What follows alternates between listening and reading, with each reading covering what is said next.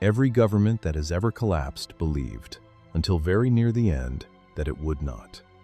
The signs were always there, they are always there, but the people at the top had stopped being able to read them, not because they were stupid. Because power, when it concentrates long enough, builds walls around itself. It stops hearing. It mistakes silence for consent. And then one day the streets fill, and the silence turns out to have been something else entirely. France learned this in 1789. Russia learned it in 1917. China learned it in 1949. In each case, the government had convinced itself it was building something, progress, strength, a future. And in each case, what it was actually building, brick by brick, year by year, with the best of intentions and the worst of results, was the precise set of conditions that made its own destruction inevitable. In 1979, Iran joined that list. And what happened there was not an accident of faith, or a peculiarity of culture, or a story that belongs in a category of its own. It was the oldest story in politics. A government that built its own revolution without ever knowing it. Mohammad Reza Shah came to power not through conquest or cunning, but through the decisions of foreign armies. In 1941, British and Soviet forces moved into Iran from the south and the north, occupying the country to secure its supply lines and its oil. His father, Reza Shah, the man who had built the Pahlavi dynasty from nothing, who had centralized the state, crushed the tribes, and dragged the country toward a Western model of nationhood, was given 48 hours to abdicate. He was put on a ship and taken to South Africa, where he died 2 years later. His son, 21 years old, took the throne in his place. The country Mohammad Reza inherited was not a blank slate. His father had spent 16 years remaking Iran from the inside, building roads and railways, founding the University of Tehran, forcing tribal peoples off their ancestral migration routes and into settled villages, banning the veil, replacing Islamic law with civil codes modeled on European precedents. He had confiscated the endowment lands of the great Shia shrines. He had forcibly disbanded the Bakhtiari, the Qashqai, the Lur, the Kurd nomadic confederacies that had governed their own territories for centuries. What he left behind was a state far more centralized than before, and a population full of people who had never consented to what had been done to them. The clergy remembered. The great Shia institution, the ulama, the network of clerics that reached from the seminaries of Qom and Najaf into every city, district, and village, had watched Reza Shah strip away their schools, their courts, their land, and their legal authority. In 1935, when worshippers at the Imam Reza shrine in Mashhad rose up against his taxes and his secularization, he sent in the army. The courtyard became a killing ground. The ulama did not forget that the state had done this, and they did not forget that the state could do it again. But they were still there. Their mosques were still there. Their networks were intact. The bazaar was still there, too. Iran's economy, for most of its history, had run through the bazaris, the merchants, moneylenders, and tradespeople who filled the covered market districts of every major city. These were not simple shopkeepers. The great bazaars of Tehran, Isfahan, and Tabriz were the arteries of the domestic economy, financing trade, extending credit, employing thousands of small producers. The bazaris had deep ties to the clergy. They funded mosques, endowed seminaries, supported local clerics. They were the sinew connecting institutional religion to commercial life. Reza Shah had tried to bypass and belittle them. His son would try to replace them entirely. Mohammad Reza also inherited a political landscape that was, briefly, open. The foreign occupation had weakened central authority, and in the space that created, political parties emerged. The Tudeh, a communist party with genuine mass support among the urban working class, organized openly. The National Front, a coalition of nationalists and liberals under Mohammad Mossadegh, pressed for democratic governance and control of Iran's oil. Trade unions grew, newspapers multiplied. For a few years in the 1940s, Iran had something resembling a functioning plural politics. It would not last. The oil question sat at the center of everything. Iran's oil had been exploited since 1908 by the Anglo-Persian Oil Company, later renamed British Petroleum, which paid Iran a small royalty while extracting vast profits. Iranian workers in the oil fields around Abadan lived in conditions that bordered on the colonial, segregated canteens. No promotion above the lowest grades, wages that barely sustained life. The company's profits were a matter of national fury. When Mossadegh became prime minister in 1951 and nationalized the oil industry, he was not acting against the grain of Iranian politics. He was expressing what virtually everyone, merchant, cleric, communist, liberal, and peasant, already believed. The British response was an economic blockade. They persuaded governments across the world not to buy Iranian oil and sent warships to the Persian Gulf to enforce the embargo. Iran's oil revenues collapsed. Mossadegh's government, already fragile, began to fracture. He asked the United States for help. The United States, watching the Tudeh party grow in the chaos and calculating that a destabilized Iran might fall to Soviet influence, instead helped Britain remove him. In August 1953, CIA and MI6 money-funded street mobs, bribed military officers, and turned enough of Tehran's institutions against the government that the prime minister was arrested in his own home. The Shah had fled to Rome as the first coup attempt failed. He returned 4 days later, brought back by the machinery of foreign intelligence, to find himself the absolute master of a country that had just watched its democratic experiment be strangled from the outside. He understood what had happened. He also understood that his throne now rested, in a way it had not before, on American goodwill. That knowledge shaped everything that followed his dependence on Washington, his need to perform modernity for Western audiences, his hunger for international legitimacy, and his terror of appearing weak. The lesson that most Iranians took from 1953 was different. What they learned was that their political choices could be overturned by foreign powers whenever those powers found it convenient. That a prime minister, elected by a genuine parliamentary majority, could be removed, tried, and sentenced to house arrest for the rest of his life, and that the country responsible for his removal would face no meaningful consequence. That democracy, in Iran, was a conditional grant from Washington, not a right. That understanding would simmer in the background of everything the Shah did for the next 26 years. Mohammad Reza Shah was not, in 1953, the figure he would later become. He was not yet imperious. He was not yet sealed inside the bubble of absolute power. He was a young man, 33 years old, who had spent the previous 12 years watching his throne nearly disappear twice. He was uncertain, superstitious. He genuinely believed he received guidance from Shia saints in dreams, and deeply anxious about his authority. What turned him into the Shah, that the revolution eventually destroyed, was not character alone. It was the systematic removal, over the following decade, of every check, every voice, every institution that might have told him where he was actually heading. The country he inherited had a working parliament, the Majlis, and a written constitution dating to 1906 that formally limited royal power. He would hollow both out. It had a diverse press and a university culture beginning to produce its own intellectuals. He would suppress both. It had a range of political parties, from the communist Tudeh to the moderate National Front. He would ban them all. It had a professional officer class with its own institutional pride. He would remake the military into an extension of his personal will, spending a sum grotesquely disproportionate to any external threat by 1977.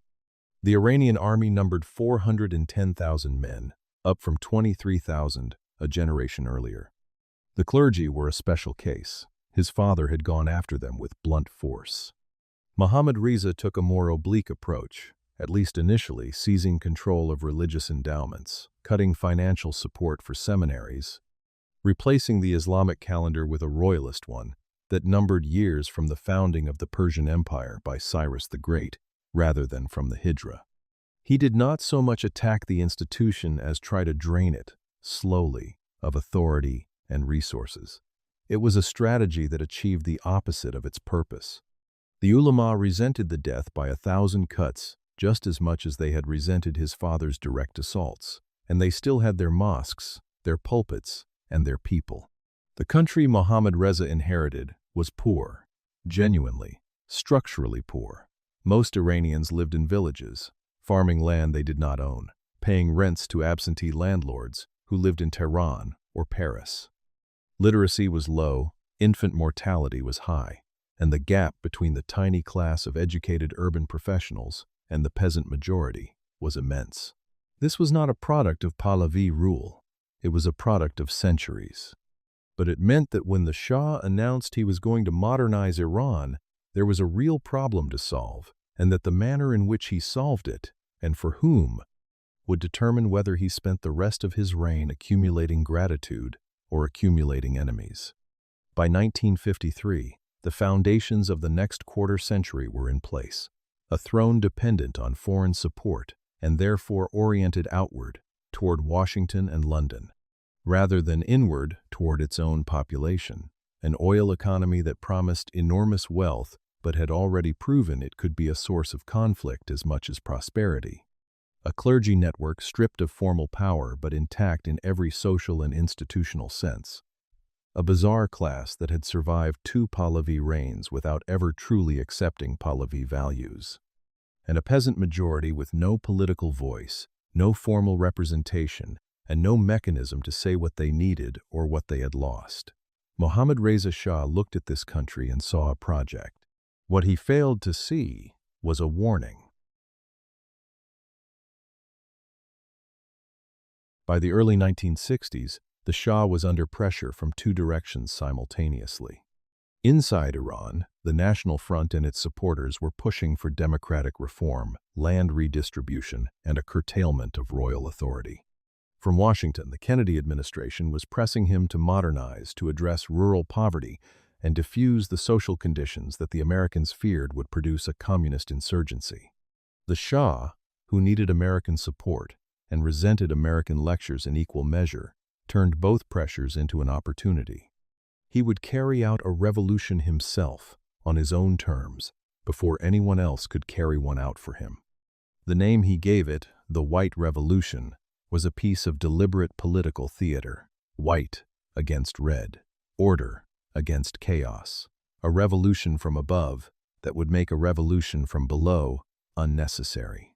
He announced the program in January 1963 and put it to a national referendum, an exercise in which 5.5 million Iranians voted in favor and 4,000 voted against, with the entire opposition having boycotted the process. The numbers told you everything about what kind of democracy the Shah had in mind. He was not seeking legitimacy from below.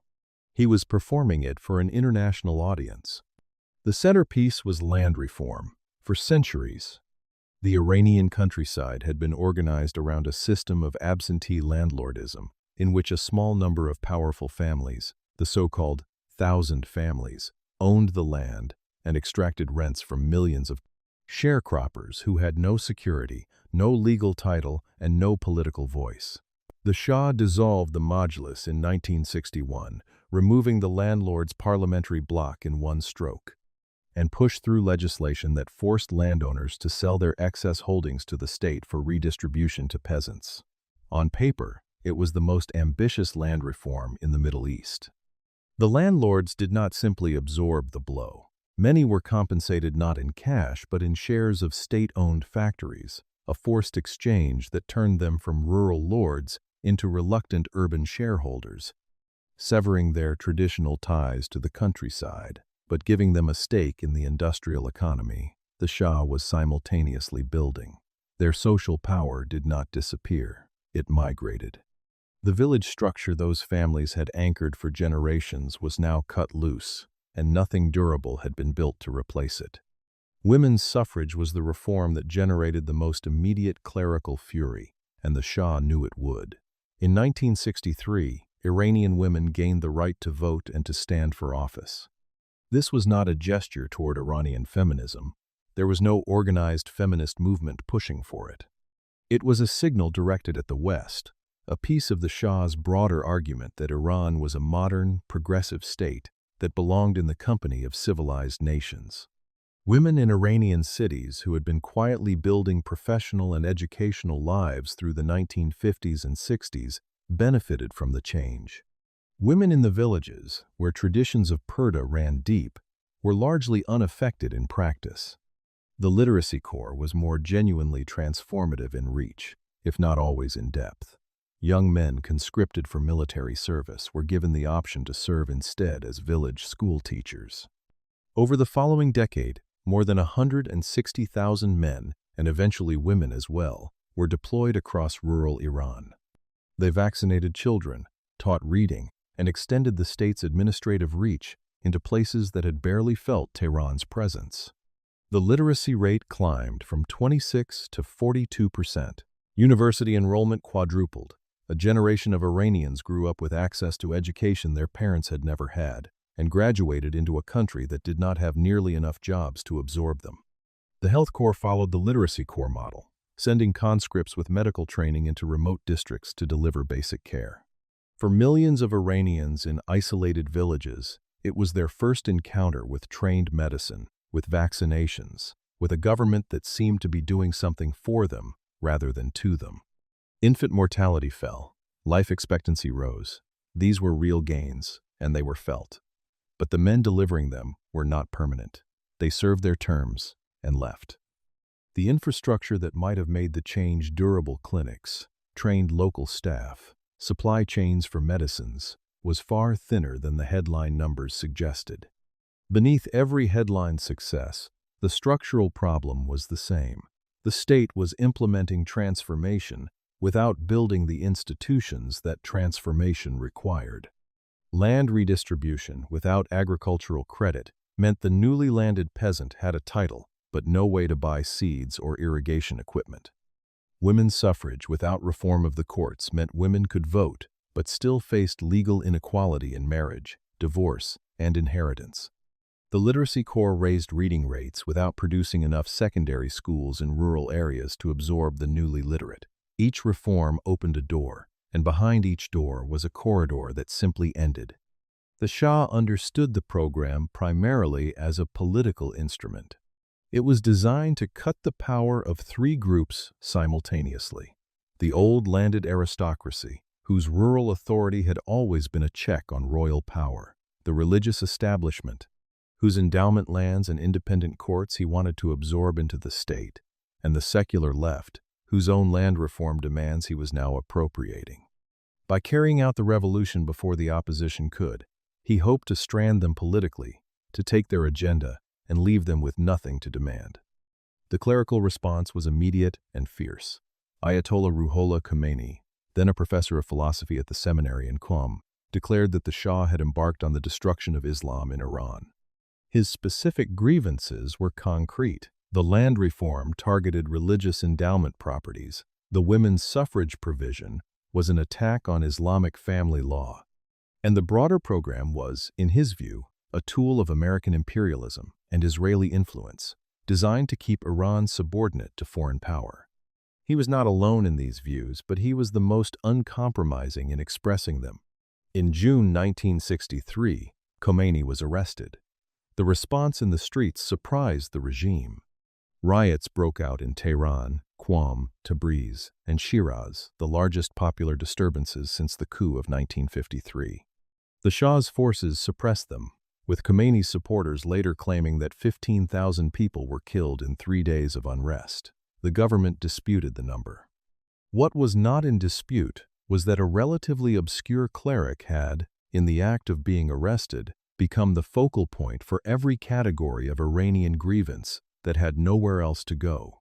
Khomeini was held for 8 months and then released, before being arrested again in 1964, after attacking the extension of legal immunity to American military personnel in Iran, a status of forces agreement that he described, to enormous popular resonance, as reducing Iranians to servants in their own country. The Shah's government, unable to simply execute a senior cleric without triggering mass unrest, exiled him instead.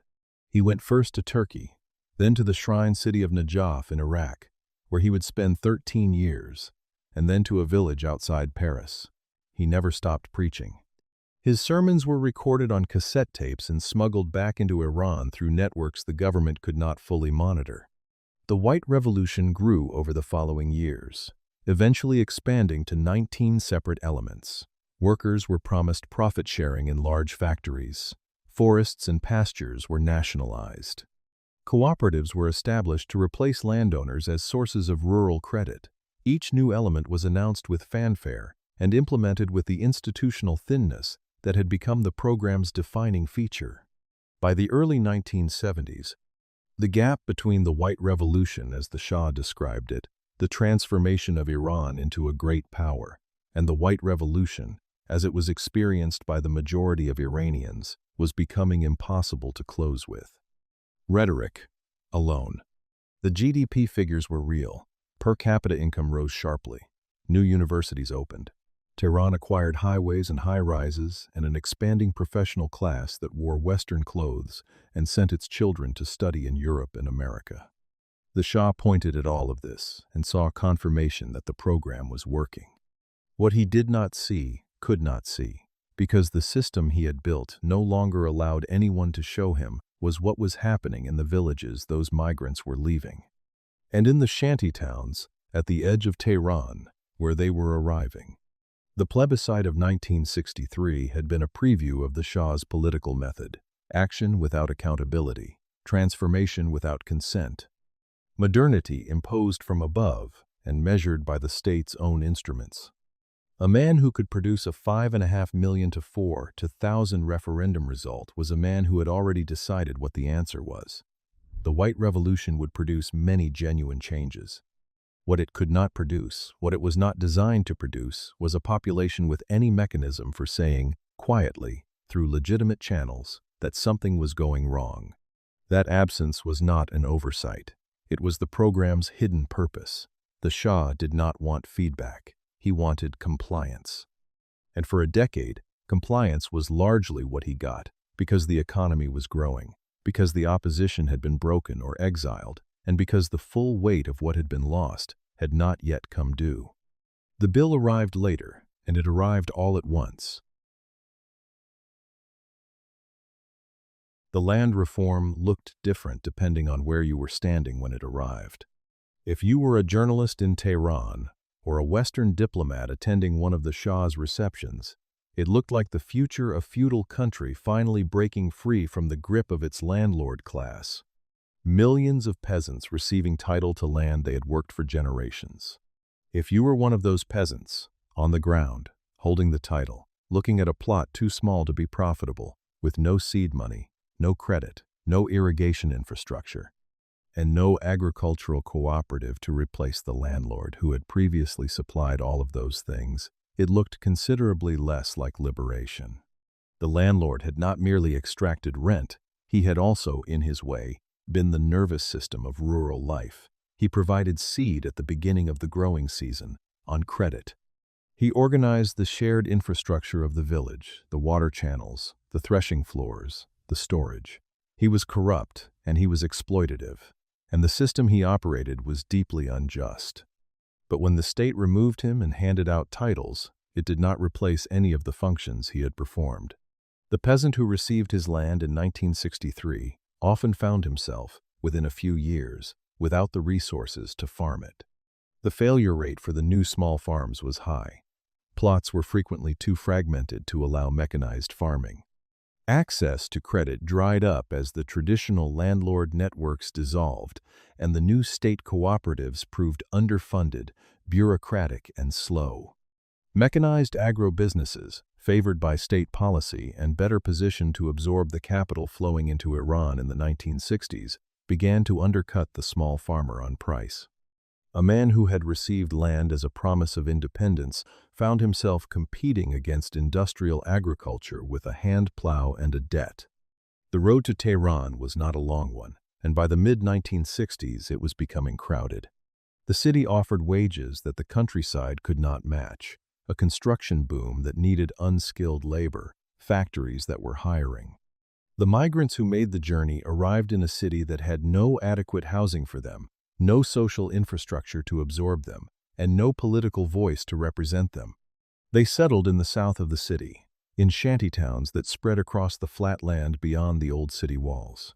Illegal settlements built from salvaged materials, without piped water, without reliable electricity, without sanitation. By 1980, nearly 1 million people lived in slum dwellings in Tehran alone. The gap between the Tehran these migrants arrived in and the Tehran the Shah was building was visible from any street corner. To the north, the city climbed the slopes of the Alborz Mountains into a world of highway flyovers, modern hotels, department stores, and the villas of the new elite.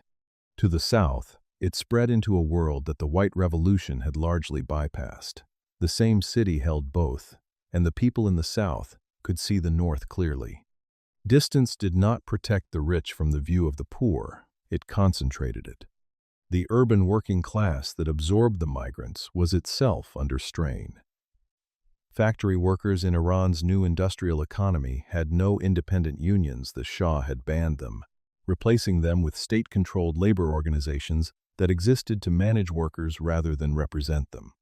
Wages grew in nominal terms through the 1960s and early 70s, but the gains were uneven, and the system offered no mechanism for collective bargaining. A worker could not organize. He could not strike without risking arrest. He could not vote for a party that represented his interests, because no such party was permitted to exist. What he could do was go to the mosque. The rural poor who arrived in the cities did not arrive without resources.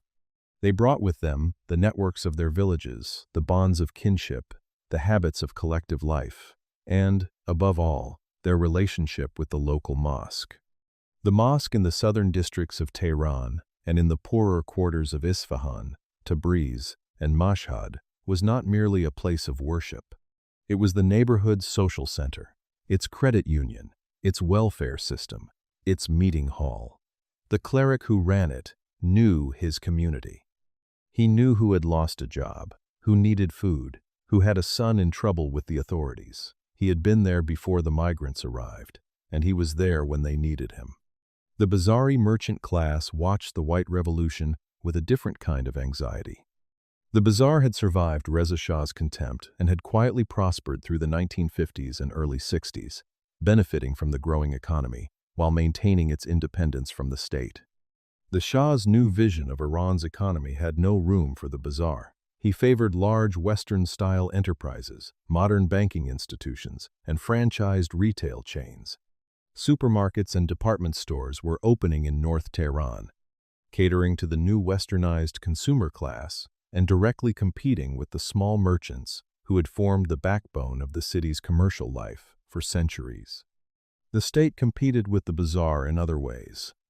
Large industrial projects, exclusive contracts, and lucrative concessions flowed to a new courtier class, businessmen with connections to the palace, to the ministries, to the Shah's family.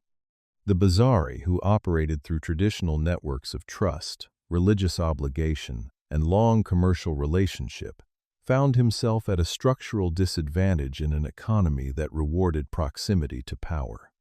The rich were getting richer through the state. The Bazari was getting squeezed by it.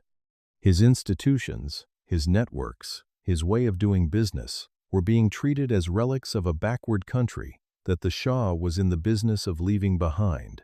The clergy felt the squeeze from every direction simultaneously.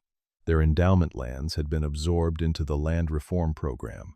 Their religious courts had been replaced by civil codes.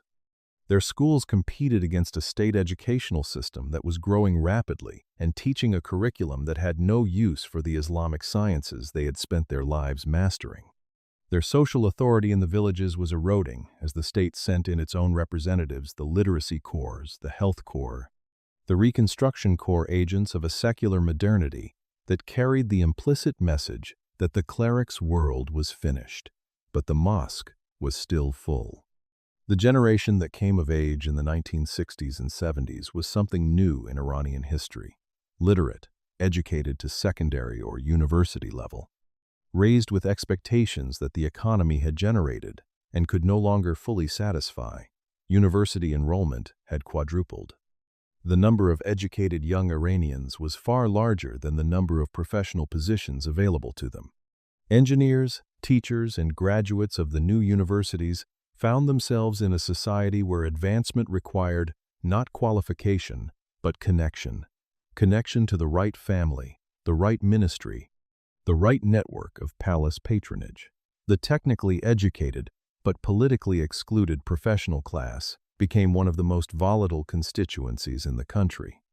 What connected all of these groups, the dispossessed peasant in the shantytown, the bazaari whose trade was being undercut, the factory worker who could not unionize, the young graduate who could not advance, the cleric whose authority was being systematically dismantled, was not ideology. It was a shared experience of being on the wrong side of the Shah's modernity. The revolution had taken something from each of them: land, economic independence, legal standing, professional opportunity, institutional authority. What it had given them in exchange was not enough to compensate for what it had taken, and they all knew it. They were not, in the 1960s, a movement. They had no common platform, no shared leadership, no organization that could aggregate their grievances into political demand. The secular left, the Tudeh Party, the National Front, the Mossadegh nationalists had been broken or driven underground. The communists were in prison or in exile. The liberals had no means of assembly. The only institution that touched all of these groups, that had a physical presence in every neighborhood, that had maintained its networks through 2 decades of Pahlavi pressure, was the mosque. That was not a political choice. It was the only door that was still open. The poverty rate in Iran in the early 1970s, despite a decade of rapid economic growth, was estimated at more than 50%. 3/4 of those living in poverty were in rural areas. The urban-rural divide was not closing, it was widening. The Shah's economic policies were explicitly biased toward the cities, and within the cities toward the north. The infrastructure of modern life, piped water, electricity, paved roads, arrived in affluent urban neighborhoods years before it reached the villages the migrants had come from. The headline growth rate was real. The poverty was also real. Both could be true at the same time, and they were. The Shah could not see this clearly, because the system he had built would not show it to him. His ministers told him what he wanted to hear. The statistics he received measured the things that were going well.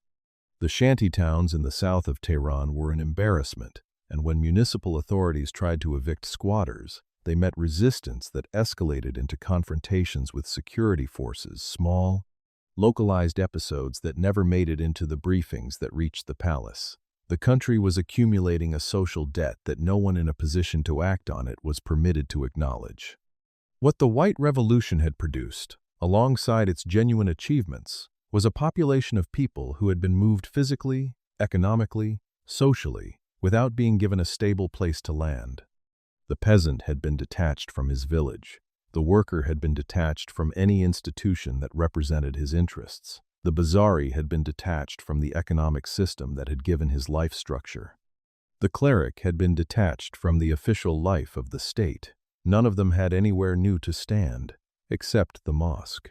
The mosque stood exactly where it always had. In October 1973, Arab oil-producing states imposed an embargo on the West in response to American military support for Israel in the Yom Kippur War. Iran did not join the embargo. The Shah had his own reasons for staying out of it, and his own very clear interest in what the crisis would do to prices. He had been pushing for higher oil prices within OPEC for years.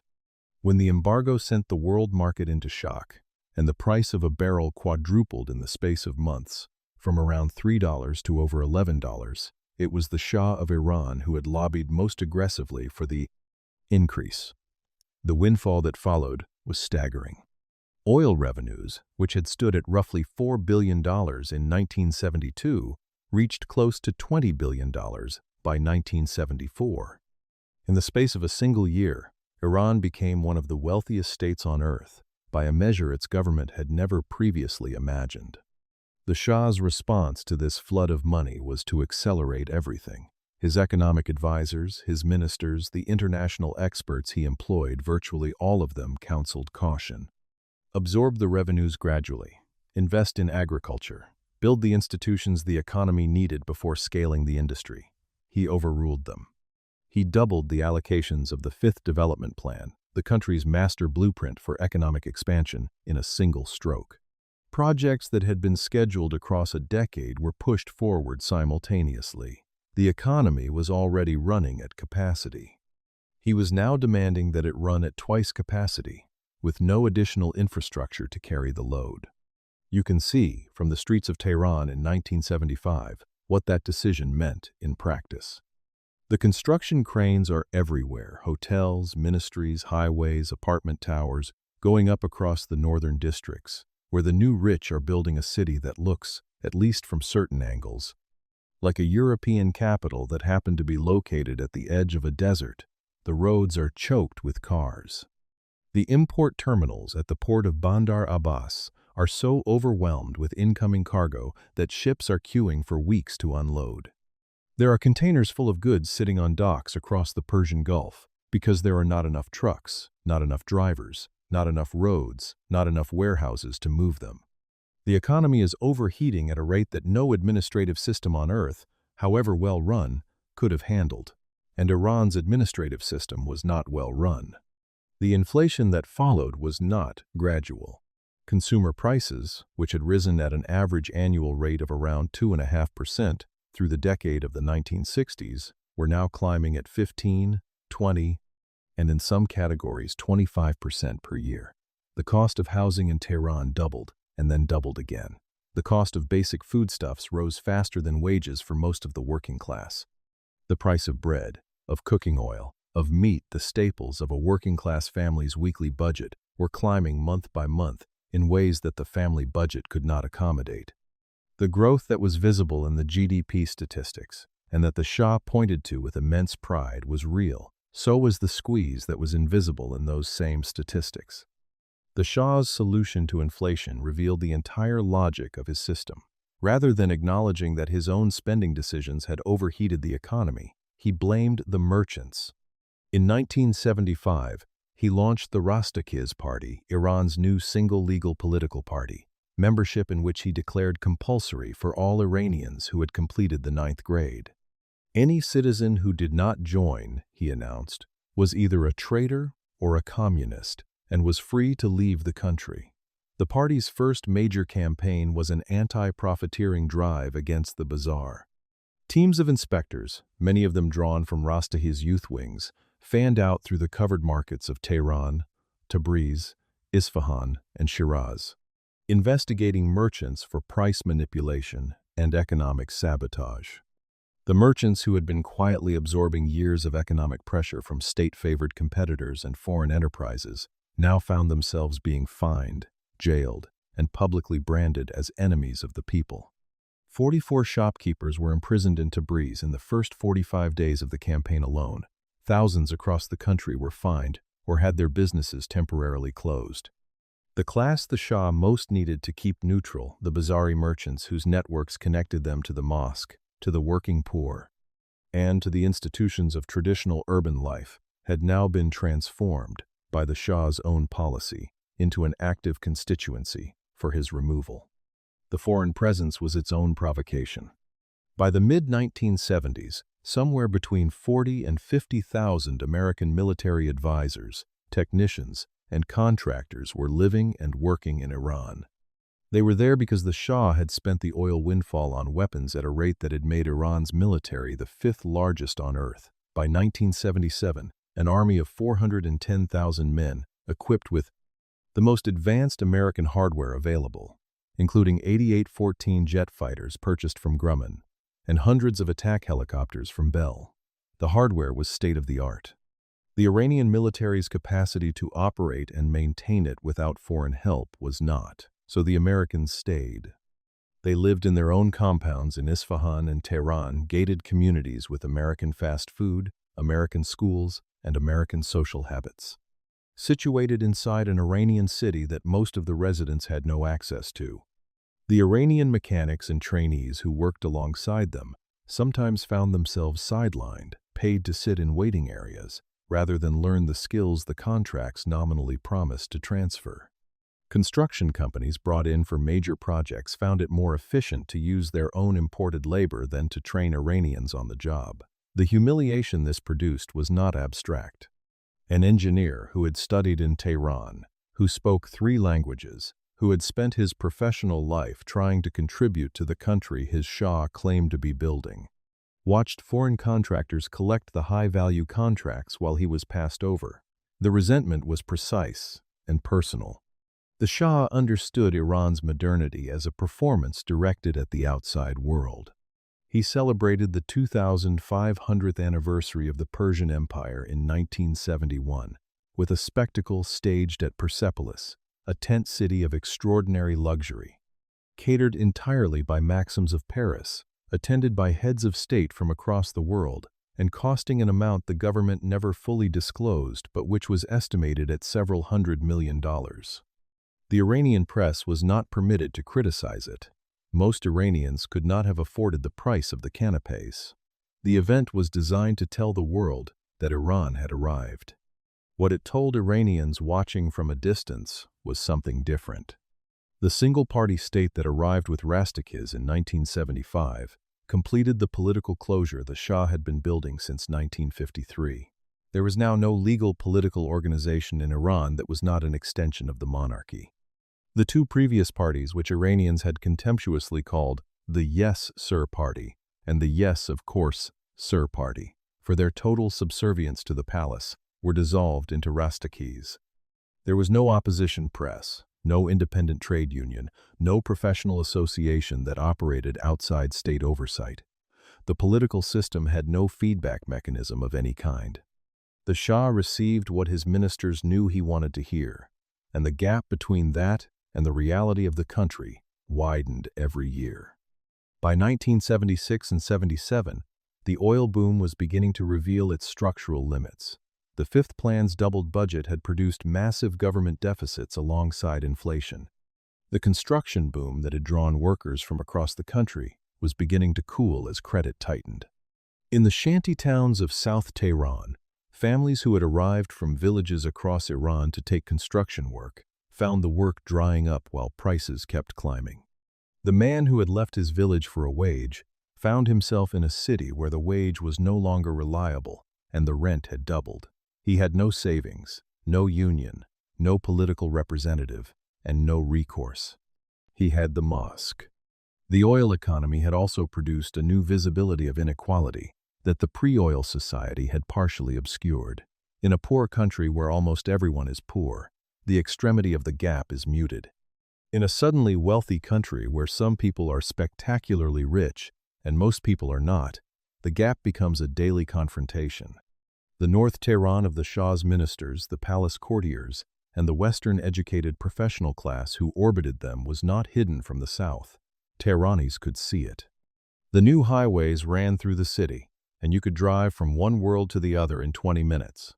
The distance in living standards between North and South Tehran was not a secret, it was a landscape. Everyone who looked out a car window could read it. The professional class that the White Revolution's education expansion had produced was caught in its own version of this contradiction. A generation of engineers, doctors, lawyers, and academics had been educated often at the Shah's expense, often in Western universities, and returned to a country where advancement required connection to the palace rather than qualification. The state provided jobs for many of them, but the most lucrative positions went to those with the right relationships. The Iranian who had studied engineering in Paris and returned to find a German firm getting the contract his expertise had qualified him to receive was not a marginal figure. He was a type. Hundreds of thousands of him existed, distributed across every professional field in the country.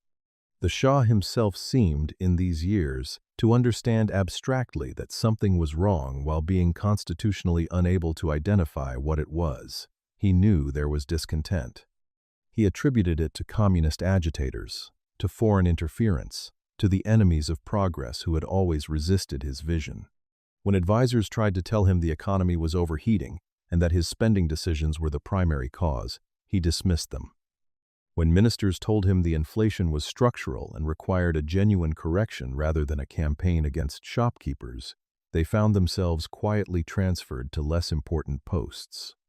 The system he had built was working exactly as designed, and what it had designed itself to do was protect his self-image, not inform him.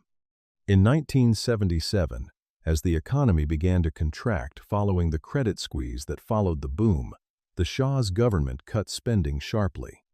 Factories that had been operating on easy government credit were suddenly squeezed. Construction sites halted. The workers who had flooded into cities during the boom now found themselves unemployed in cities that were more expensive than they had been when they arrived. The economic contraction that followed the boom was not a gentle cooling. It fell directly on the people who had the least ability to absorb it: the recent migrants, the low-wage workers, the bazaari merchants, who had already been targeted by the anti-profiteering campaign. The people who had been promised that the Shah's modernity would include them found themselves paying, yet again, for a system that had been built for someone else. The irony that the Shah could never see was the one that had been accumulating since 1963. The oil money that was supposed to cement his power had instead accelerated every tension the White Revolution had created. It had drawn the rural poor into cities faster than the cities could absorb them. It had made inequality more visible than it had ever been. It had filled the country with foreign contractors whose presence confirmed every charge Khomeini had been making from exile. It had allowed him to build the single-party state that removed the last legal outlets for political dissent. And when the boom ended and the contraction began, it left behind a population that had been moved, dislocated, humiliated, and then abandoned with no political voice and no institutional alternative to the one organization that had been present the whole time, watching, waiting, and preparing. SAVAK was established in 1957, 4 years after the coup that returned the Shah to power. Its founding was assisted by the CIA, which sent a colonel to Tehran in September 1953 to begin building the intelligence apparatus the new absolute monarchy would need, and by French intelligence, whose instructors brought expertise refined during the Algerian War. Later, the Israeli Mossad took over the training program. 3 foreign intelligence services helped build the machine that would ultimately help produce the conditions for the Shah's overthrow, a piece of historical irony that none of them paused to consider at the time. Its formal mandate was counterintelligence and the suppression of communism. Its practical mandate was the suppression of everything that threatened the Shah's authority, and the definition of what threatened his authority expanded continuously over the decades that followed. At its peak, it employed approximately 5,000 full-time agents and an unknown number of part-time informers. One estimate, cited by a journalist who had himself been imprisoned by SAVAK, placed the total network of agents and informers in the hundreds of thousands. The common phrase in Tehran was, "SAVAK is everywhere." Whether or not it was literally true was almost irrelevant. The belief that it might be was sufficient. The organization operated its own detention centers, of which Evin Prison in the hills above Tehran was the most notorious. Evin had been designed in the early 1970s to hold 320 inmates. By 1977, it held more than 1,500. The interrogation methods it used were not unofficial excess, they were institutionalized procedure. After a guerrilla attack on a rural gendarmerie post in 1971, SAVAK interrogators were sent abroad, according to the historian Ervand Abrahamian, for what the organization itself described as more scientific training, a bureaucratic attempt to systematize what had previously been applied without institutional control. The refinement of the technique was a bureaucratic priority, like improving any other government service. What SAVAK did to the body of a political prisoner was designed to do something specific to the mind of everyone who knew what happened in that building on the hill above Tehran. Torture was not only punishment. It was communication, a message sent through the prisoner, through the family of the prisoner, through the professional network and the university department and the neighborhood mosque that had known the prisoner, outward into the entire society. The message was not complicated. It said, "This is what dissent costs." It said, "No one will come for you. My Crete." It said, "Your colleagues will not organize on your behalf because they do not know when they will be next." The effect SAVAK sought was what political theorists would later call the atomization of society, the systematic destruction of the bonds of trust that make collective action possible. When you cannot know whether the colleague sitting beside you at a faculty meeting, or the friend you have known since school, or the neighbor you share a wall with, has been approached by SAVAK and agreed to report, you stop speaking freely. You stop organizing. You turn every room into a private space, and every private space into a performance of loyalty. The cost of that performance, accumulated across an entire society across 2 decades, was immense. It produced not compliance, but silence, and silence is not the same as consent. The censorship SAVAK enforced was total and intrusive, beyond what most Iranians of that generation could have imagined before experiencing it. No book was published without the censor's authorization. No newspaper ran a story that questioned the Shah, the royal family, or the programs of the state. SAVAK monitored professors, journalists, labor organizers, film directors, and poets. By the end of 1975, 22 prominent writers, theater directors, and filmmakers were in prison for work that had been deemed subversive. A theater group was sentenced to between 2 and 11 years for attempting to rehearse a play by Maxim Gorky. The possession of books by certain foreign authors was itself an offense. The scope of the surveillance extended beyond Iran's borders. SAVAK ran a global operation against the Iranian student diaspora, the tens of thousands of Iranian students studying in the United States, Britain, France, and Germany on state scholarships. 13 full-time SAVAK case officers were devoted solely to monitoring students in the United States. Students who organized politically abroad found that their families in Iran received visits, that their scholarships were threatened, that their names appeared on lists. The state's reach into private life followed Iranians to foreign cities. The experience of being watched, even in exile, was one of the formative political experiences of a generation, many of whom returned to Iran in 1978 and 1979 ready to act. The secular opposition had a history, a structure, and deep roots in Iranian society before SAVAK began its systematic work against it. The Tudeh Party had been the most organized communist movement in the Middle East, with genuine mass support among industrial workers and intellectuals. The National Front, the coalition of nationalists, liberals, and democratic socialists that had rallied behind Mossadegh, was the nearest Iran had come to a functioning pluralist opposition. The Social Democrats, the trade unionists, the Mossadeghist nationalists, who wanted constitutional government, all of these represented the political inheritance of the 1940s and early 50s, the period when Iran had briefly been something other than a royal dictatorship. SAVAK worked through that inheritance systematically. The Tudeh was infiltrated at every level so thoroughly that by the 1960s, the party's leadership in exile had largely abandoned attempts to maintain active cells inside Iran because they could not distinguish genuine members from SAVAK plants. The National Front was broken after the coup of 1953 and never regained its mass base. Attempts to revive it in 1960, 1965, and 1977 each faced the same pattern of infiltration, arrest, and dispersal. The leaders who were not in prison were in exile. The organizations that were not broken were infiltrated. The political space that secular opposition had occupied in the 40s was simply gone.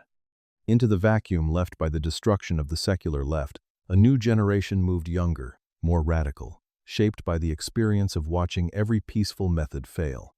In the early 1960s, the Fedayeen and the Mojahedin emerged from the wreckage of the suppressed opposition, guerrilla organizations that had concluded, watching what had been done to the Tudeh and the National Front, that armed struggle was the only remaining option. The Fedayeen were Marxist. The Mojahedin blended Islamic imagery with socialist politics. Both were sophisticated organizations, with genuine popular sympathy, especially among students, and SAVAK hunted them with the full apparatus of the state. By the mid-1970s, most of their founders and many of their members were dead or in prison. The ones who survived were fragments of organizations, not movements. The guerrilla campaign these groups waged was real but limited. The Mujahideen bombed foreign corporate offices, assassinated military officers, and attacked symbols of the regime and its American connection. The Fedayeen struck at police posts and security installations. SAVAK's response was overwhelming: arrest, interrogation, imprisonment, execution. In April 1975, 9 political prisoners, including the Fedayeen theorist Bijan Jazani, were removed from their cells in Evin prison and killed in the hills behind the facility. The regime claimed they had been killed attempting to escape. No one believed it. What it communicated, instead, was that the state had no obligation to observe even the minimal formality of a legal process when it decided someone had to be removed. The effect of all of this on the political culture of Iran was a kind of stratification.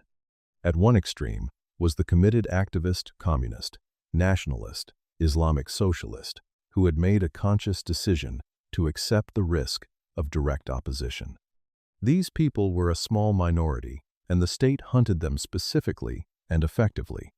At the other extreme was the great majority of Iranians who had no organized political affiliation but who carried their grievances privately, in the form of economic resentment, cultural humiliation, and the accumulated frustrations of a life lived under surveillance. Between these two poles was the class of people who wanted political change, who would, in a normal political system, have joined parties, voted, lobbied, organized: the teacher, the engineer, the small merchant, the university student. They had nowhere to go. Every legal channel was closed. The single political institution that SAVAK could not fully penetrate or neutralize was the mosque. It tried. SAVAK placed informers in religious networks, monitored clerics, arrested student Islamic associations, and kept files on the seminary towns of Qom and Mashhad. But the mosque had structural properties that made it extraordinarily resistant to the kind of suppression that had worked against secular organizations. It was not a party with a central committee that could be decapitated.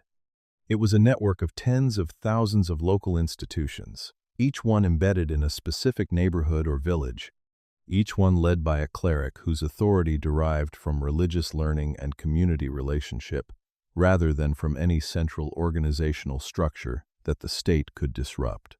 There were more than 9,000 mosques in Iran. There were 180,000 mullahs. The network was too diffuse to destroy.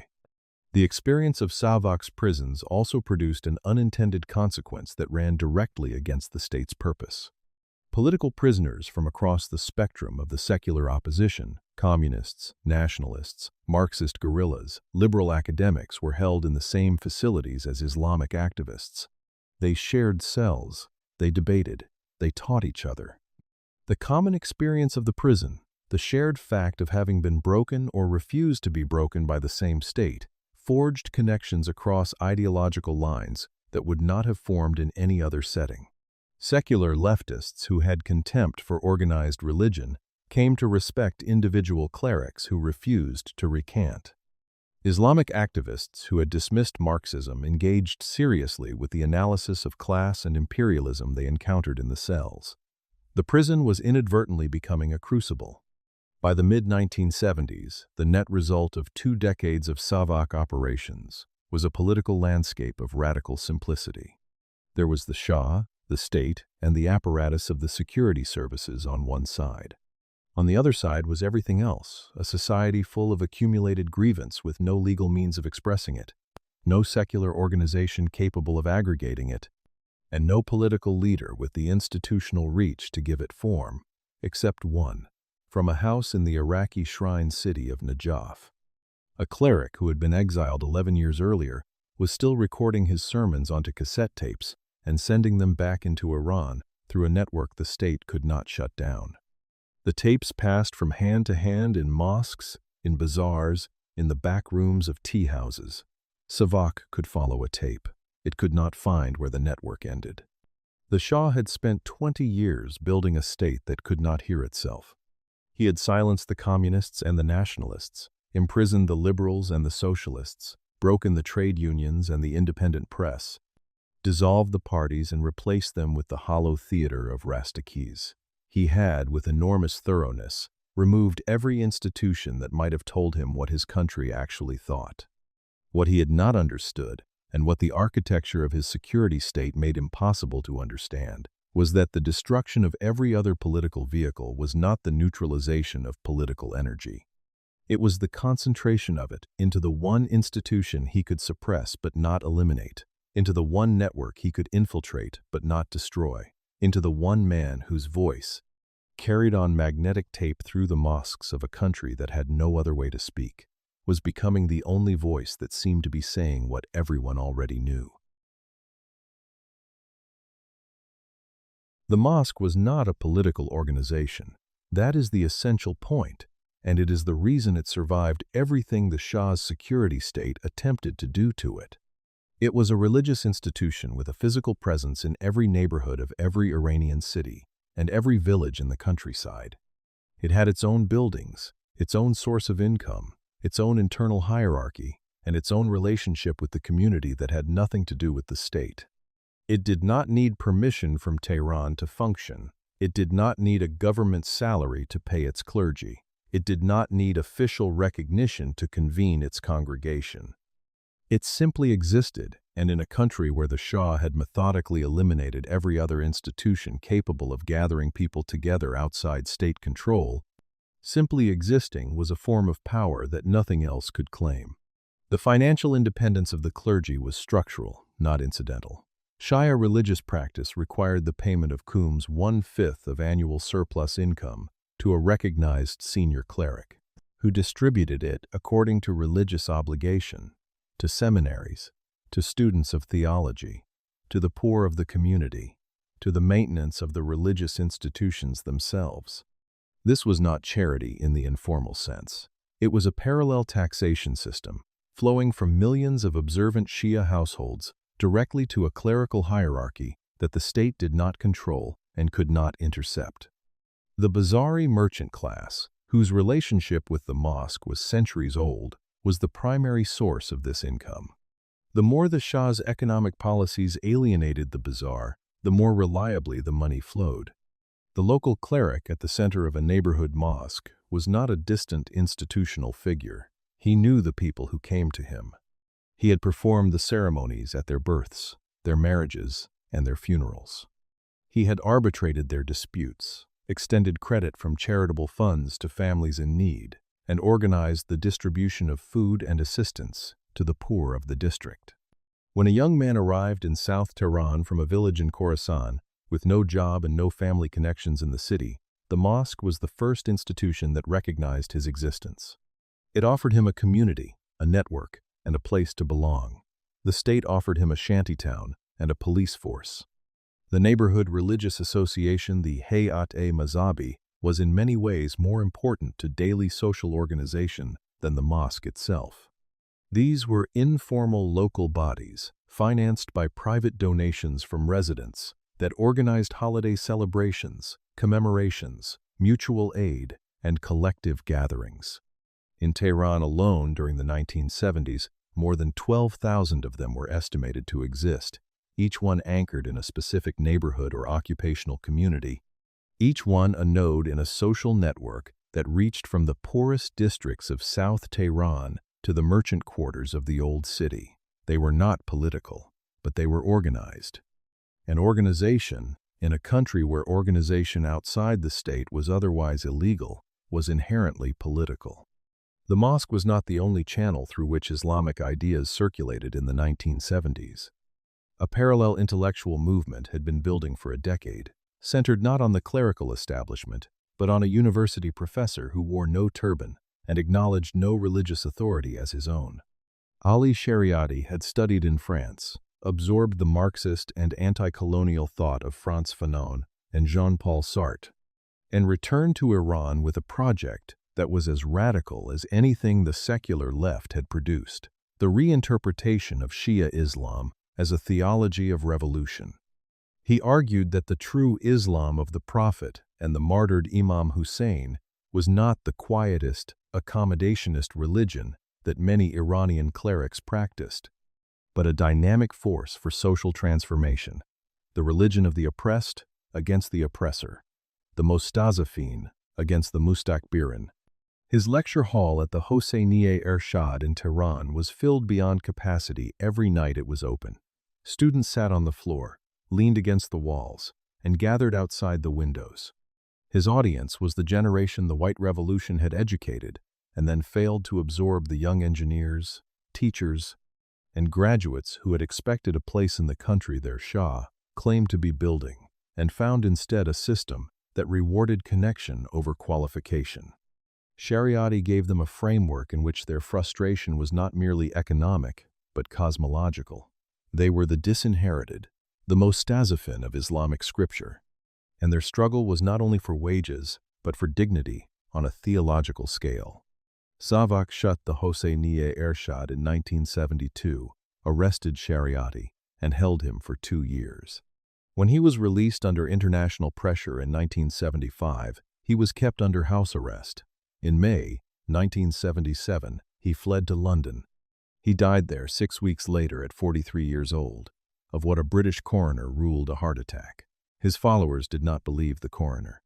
Whether or not SAVAK was responsible, his death transformed him into a martyr and his texts into sacred documents of the coming revolution.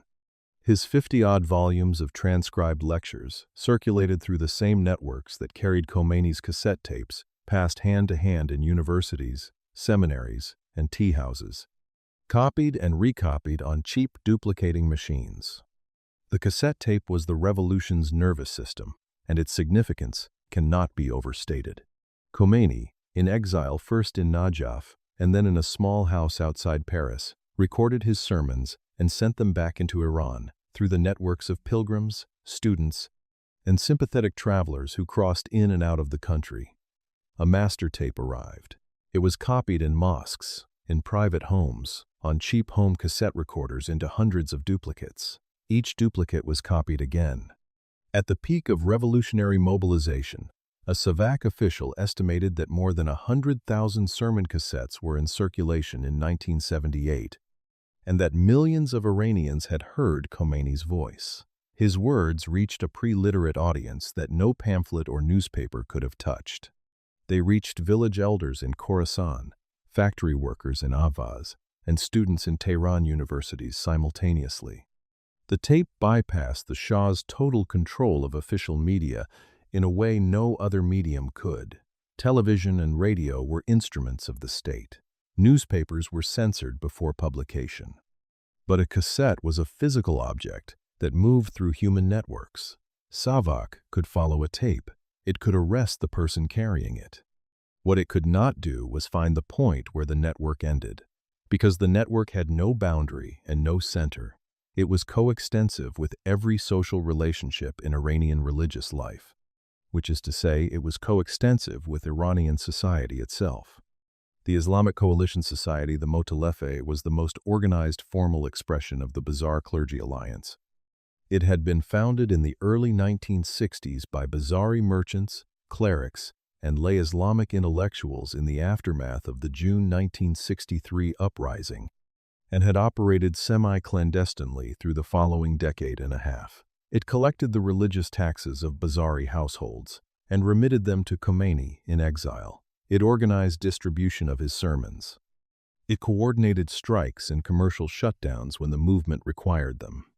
It was, in effect, the revolution's logistics department, and it ran through a network of commercial and religious relationships that SAVAK could partially infiltrate but never destroy, because the network's social base was too broad and too diffuse to be decapitated by arresting its leaders. The mosque's ability to absorb the urban poor that the White Revolution had created and then abandoned was not a product of religious ideology. It was a product of institutional presence. The cleric was there. The building was there. The social network was there. The young man who had arrived from a village and found himself in a shantytown without work had no reason to attend a meeting of the two-day party. The Tudeh had been broken, and its members were in prison or exile. He had no union to join. He had no political party to vote for. But the Friday sermon happened every week. The neighborhood association met regularly. The mosque distributed food at Ramadan and organized collective mourning at Ashura. The institutions of his religion had survived the Shah's decades of pressure intact, and they were the only institutions in his new city that seemed to see him at all. The mourning cycle of Shia Islam was itself a revolutionary resource, though no one designed it to be. The annual commemoration of Ashura, the martyrdom of Imam Hussein at Karbala in the 7th century, was the central event in the Shia religious calendar. A period of public processions, collective lamentation, and the retelling of a story about a righteous man who had refused to submit to unjust authority and died for his refusal. In a normal year, the Ashura procession was a religious event. In the Iran of the late 1970s, it became something else, a licensed gathering of enormous crowds in public space, carrying an ancient narrative about resistance to tyranny that required no political commentary to be understood as commentary on the present. The state had banned political demonstrations. It had not banned Ashura. The Shia theological tradition also gave the clergy a language of legitimacy that secular opposition had always lacked. The communist had to argue for his program. The nationalist had to make a case. The cleric spoke with the authority of God, the prophet, and 14 centuries of Shia jurisprudence. In a deeply religious society, that authority was not comparable to political authority. It was of a different category entirely.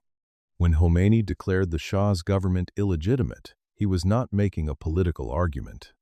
He was issuing a religious verdict, and for millions of Iranians who had been told since childhood that submission to unjust authority was itself a form of sin, that verdict carried a weight no political program could match. The diversity of the clerical establishment meant it could speak to different audiences simultaneously. Khomeini's revolutionary theology of governance attracted the politically engaged and the radicalized. More moderate clerics maintained the confidence of the traditional merchant class and the pious middle class who wanted reform but feared chaos. Local mosque preachers spoke to the specific concerns of their specific communities. Ayatollah Talagani, whose politics placed him closer to the left than to Khomeini's clerical conservatism, drew the sympathy of secular students and socialist activists who would never have entered a mosque for purely religious reasons. The institution contained multitudes, and its multitude was the source of its strength. The secular opposition had been ideologically coherent but institutionally fragile, dependent on parties, publications, and meeting places that the state could close. The mosque was institutionally indestructible but ideologically plural, containing conservatives who wanted the restoration of religious law, moderates who wanted constitutional democracy, radicals who wanted social revolution, and millions of ordinary believers who simply wanted a government that did not send SAVAK to their neighbors and did not spend their oil money on French dinners at Persepolis. The mosque held all of them, not because they agreed they did not, but because it was the only institution where they could be held at all. None of this had been planned. The clergy had not consciously positioned itself as the vehicle for a political revolution. It had simply survived. It had survived Reza Shah's confiscations and forced secularization. It had survived Mohammad Reza Shah's land reforms and institutional marginalization. It had survived SAVAK's surveillance and the arrest of individual clerics. It had survived because its financial independence, its social embeddedness, its distributed structure, and its deep roots in the rhythms of daily life made it structurally different from every other institution the Shah had worked to destroy. And now, in the late 1970s, as every other institution lay broken or captured or hollowed out, the mosque found itself standing in a field entirely of its own, the last institution in Iran, with the reach, the networks, the independence, and the mass trust to give a revolution its form. He was born in 1902 in Khomeini, a small town in central Iran, into a clerical family whose roots stretched back, through several generations of religious scholars, to Indian ancestors who had settled in the region in the 19th century. His father, the town's Sharia judge, was murdered when Ruhollah was 5 months old, killed on a road between Khomeini and the nearby city by a wealthy landowner's cousin, over a dispute that was never fully resolved. His mother and an aunt raised him. By the time he was 15, both had also died. He grew up in the company of an elder brother who was himself a cleric, passed from one set of religious guardians to another, shaped from his earliest years by the intersection of learning, loss, and the ancient Shia sense that justice in this world is rare and the struggle for it is holy. He went to the seminary in Iraq at 19, following a renowned scholar named Hayri Yazdi, and moved with him to Qom when Hayri established the city's great seminary in the early 1920s. Qom was becoming what it would remain for the rest of the century, the intellectual capital of Shia Islam in Iran, the city of scholars and jurists, seminaries and theological libraries, a place organized entirely around the life of the mind, as the clerical tradition understood it. Khomeini arrived there as a student and never really left. He taught jurisprudence, Islamic philosophy, and mysticism in its seminaries for decades. He became, in the 1950s, one of the 6 or so senior clerics that hundreds of thousands of Shia recognized as a model of religious authority. He was not, in his scholarly years, primarily a politician. He was first a theologian, and the theology ran deep. He had studied the Sufi mystic tradition of Irfan, the Islam of spiritual transformation, and direct communion with the divine as seriously as he had studied jurisprudence. At a time when interest in mysticism was viewed with suspicion by many of his conservative colleagues, he wrote poetry.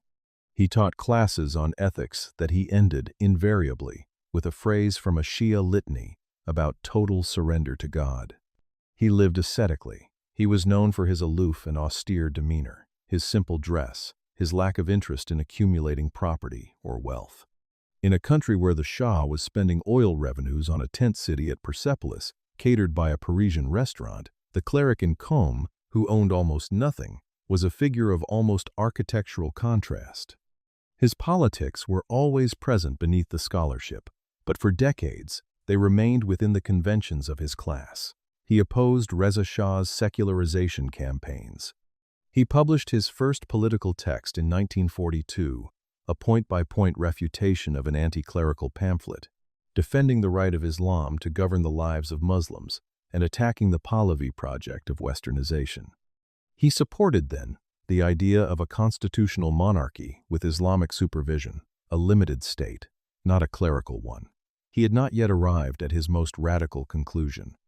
That would come later, in exile, during 13 years of thinking in the shrine city of Najaf. What pushed him from defense of clerical influence to advocacy of clerical rule was, in large part, watching what happened when clerics did not rule. He had seen the constitutional revolution of 1905 produce a parliament that was then subverted by foreign powers. He had seen Mossadegh's democratic government overthrown by American intelligence. He had seen the Shah hollow out every institution that might have constrained him. He had concluded, with the logic of a man trained in Islamic jurisprudence who had spent 40 years watching secular governance fail or be destroyed, that the problem was not bad rulers but the absence of a framework capable of producing good ones. The only such framework, in his reading of Shia theology, was the governance of the senior religious jurist. This was the doctrine he called Vilayat-e-Faqih, the guardianship of the jurist. He developed it in a series of lectures delivered in Najaf between January and February of 1970 to a room of seminary students at the Sheikh Ansari Mosque. The lectures were recorded, transcribed, and published. They argued a position that was genuinely radical within the Shia tradition, that during the absence of the hidden imam who had gone into occultation in the 9th century and had not yet returned, the senior Islamic jurist carried not just religious authority, but full governmental authority. The laws of society should be the laws of God. Only someone who knew those laws with the completeness of a lifetime study was qualified to govern. This was not, as many senior clerics in Najaf immediately recognized, a traditional Shia position. It was an argument for something that had never existed. The response among the senior clergy of Najaf was largely hostile. The dominant Shia tradition had for centuries operated on the principle of quietism, a deliberate distance from state power. Born from centuries of experience in which Shia clerics, who had aligned too closely with rulers, had found their independence compromised and their authority corrupted. Grand Ayatollah Khomeini's most eminent colleague in Najaf, and a model of religious authority for millions of Shia worldwide, never accepted Velayat Faqih. He regarded it as theologically unsound and politically dangerous. The argument between these two men, Khomeini the quietist, Khomeini the revolutionary, was not only an argument about governance, it was an argument about what Shia Islam was for. Khomeini was careful, in his public presentation, to keep Velayat Faqih from frightening away potential allies. When he addressed the broad coalition of groups that opposed the Shah, the secular nationalists, the Marxist intellectuals, the Bazari merchants, the liberal professionals, he spoke of justice, of liberation from imperialism, of the need to remove a corrupt and subservient regime. He spoke of the Mostazafin, the disinherited, whose suffering under the Shah's system he described in terms that sounded, to many secular listeners, more like Shariati than like clerical conservatism. What he would do with power, if he acquired it, was a document circulating quietly among his inner network of students and clerics. It was not the message he gave to the crowds. His entry into political prominence had come not from theological argument, but from provocation. In June 1963, on the day of Ashura, he delivered a sermon at the Faizia Seminary in Qom, in which he drew a direct parallel between the tyrannical Caliph Yazid, the man who had ordered the martyrdom of Imam Hussein at Karbala, and the Shah. He called the Shah a wretched, miserable man who had embarked on the destruction of Islam in Iran. It was an act of public defiance that no other senior cleric had dared. He was arrested 2 days later. The riots that followed, across Tehran, Qom, Tabriz, and Shiraz, were the largest disturbances since the coup of 1953. A relatively obscure seminary teacher had become, in the act of being arrested, the focal point of every accumulated grievance in the country. His arrest and the subsequent uprising made him a martyr figure without the requirement of dying. He was released after months of detention, arrested again in October 1964 after attacking a law granting American military personnel in Iran immunity from Iranian courts, calling it, with precise and inflammatory accuracy, a reduction of Iranians to servants in their own country and exiled. He went first to Turkey, where he was lodged in the home of a military intelligence officer and forbidden to wear his clerical robes. Then, in 1965, he was allowed to move to Najaf, the holiest city of Shia Islam, where the shrines of Imam Ali and Imam Hussein stood, and where a community of seminary scholars had lived and taught for centuries. He would remain there for 13 years. Najaf gave him the distance and the time that the revolution required. He was outside the Shah's direct reach. SAVAK monitored him, filed reports, occasionally pressured the Iraqi government, but could not silence him without triggering a crisis with the Shia world. He taught every day, building a network of students who would form the core of the Islamic Republic's clerical government. He refined his theology of power into a coherent political program. He sent his recordings into Iran through the pilgrimage networks, the student channels, and the bizarre clergy connections that had survived 2 decades of SAVAK pressure.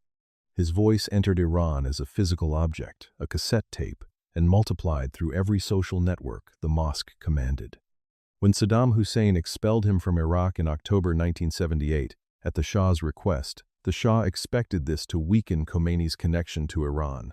It had the opposite effect. Khomeini settled in a house outside Paris, and from Neaufle-le-Château with French telephone connections, French postal services, and the full attention of the Western press, his voice became simultaneously louder and more legible to the world outside Iran. The BBC Persian service broadcast his messages. Western journalists flew to his modest house and filed reports that reached Iranian exiles in every European and American city. The man the Shah had tried to bury in obscurity was now, in the final year of the revolution, the most covered opposition figure on earth. What made Khomeini so difficult for the Shah's government to counter was not his theology, which most Iranians could not have explained in detail, but his symbolic position. He was the man who had said what everyone already knew. He had called the Shah subservient to foreign powers at a time when 40,000 American technicians were living in Iranian cities. He had called the oil wealth a theft in a country where the south of Tehran was a shantytown. He had gone to prison for it. He had been exiled for it. He had kept saying it for 15 years without modification or apology. In a political culture that had been saturated with institutional lying, the referendum that produced 5.5 million votes against 4,000, the parliament that functioned as a cheering section, the newspapers that reported nothing true about the country's condition, his uncompromising consistency was a form of credibility that no amount of SAVAK pressure could manufacture for the regime. He was also, as a physical and psychological presence, unlike any figure that Iranian political life had produced in living memory. The Shah had the bearing of a Western-educated monarch who had grown up in palaces and needed the admiration of foreign leaders to feel secure in his own authority. Khomeini had the bearing of a man who genuinely did not care what you thought of him. His face in photographs and television footage was almost frightening in its composure, dark eyes, a white beard, a stillness that suggested not serenity, but a complete absence of the social anxiety that makes most people want to please the room they are in. He did not want to please anyone. He wanted to be obeyed. In a country full of people who had been obeying a government they despised for 26 years, that quality, that absolute absence of deference toward power, carried a weight that ideology alone could not. He was not, in the years of his exile, managing a revolution. He was waiting for one. The conditions for revolution had nothing to do with him. They had been created by the Shah's economic policies, his political closures, his oil boom and its aftermath, his security state, and the social wreckage it had produced. What Khomeini offered was not a plan, but a symbolic pole around which the revolution's diverse and contradictory energies could temporarily organize. The communist and the Bazari merchant and the dispossessed peasant and the humiliated engineer had almost nothing in common except the Shah.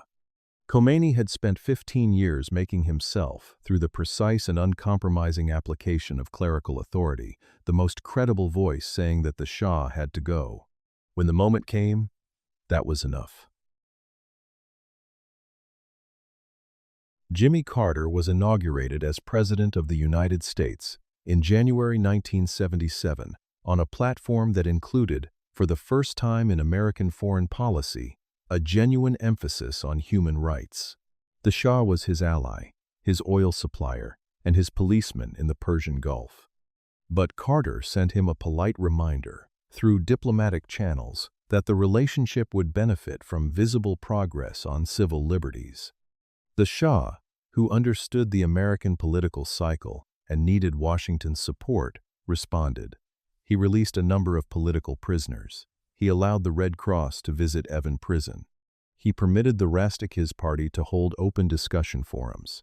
He reduced, slightly and temporarily, the pressure of SAVAK. The political system he had spent 20 years sealing shut was cracked open, by a fraction, from the outside. The crack was sufficient. Through the spring and summer of 1977, liberal opposition groups that had been effectively dormant for years began to revive. Journalists, lawyers, and academics published open letters criticizing the regime carefully, within the new tolerances, but publicly. The National Front and the Freedom Movement of Iran began organizing again. The Writers' Association convened meetings, and in October 1977, a 10-night series of poetry readings at the Goethe Institute in Tehran, organized by the Writers' Association and attended by thousands, became the first large public gathering in years at which the government was openly criticized. 57 of Iran's most prominent poets and writers read their works. They demanded the end of censorship. They demanded the freedom of expression. The room erupted every time a line landed. The government had not broken up the meeting. The calculation that it would not had changed everything. That same October, Khomeini's eldest son, Mustafa, died in Najaf. The cause was officially declared a heart attack. Almost no one in Iran believed it. SAVAK's reputation for eliminating inconvenient people in ways that left no fingerprints was too well established for the official version to hold. The mourning ceremonies that followed in Tehran and other cities became political gatherings. People came not just to grieve, but to demonstrate their allegiance to the exiled cleric and their contempt for the regime that had sent him away. The Shah had handed the opposition a martyr without producing a body, and the momentum built by the poetry nights was carrying forward into the mourning processions. On the 7th of January, 1978, the government made its most consequential miscalculation. A state newspaper, Etela'at, published an article written under a pseudonym by a government agent, reportedly at the direction of the Shah's own court, that attacked Khomeini with extraordinary contempt. It accused him of being an Indian, not an Iranian. It called him a British agent, conspiring with communists to destabilize the country. It described him as a mad poet in league with foreign colonizers. The article had been designed to damage Khomeini's credibility. In the seminaries of Qom, it was read as an attack on every cleric in Iran and on Islam itself. The next morning, the bazaar in Qom closed. Seminary students gathered. They marched to the homes of senior ayatollahs to express their outrage.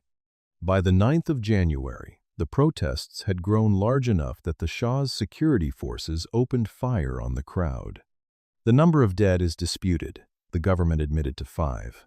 Opposition sources claimed dozens, but the number was less important than the fact. The state had shot seminary students in the streets of the holiest city in Iran. Word reached every mosque in the country within hours. In Tehran, the bazaar shut down 2 days later in solidarity. What happened next was not planned by anyone.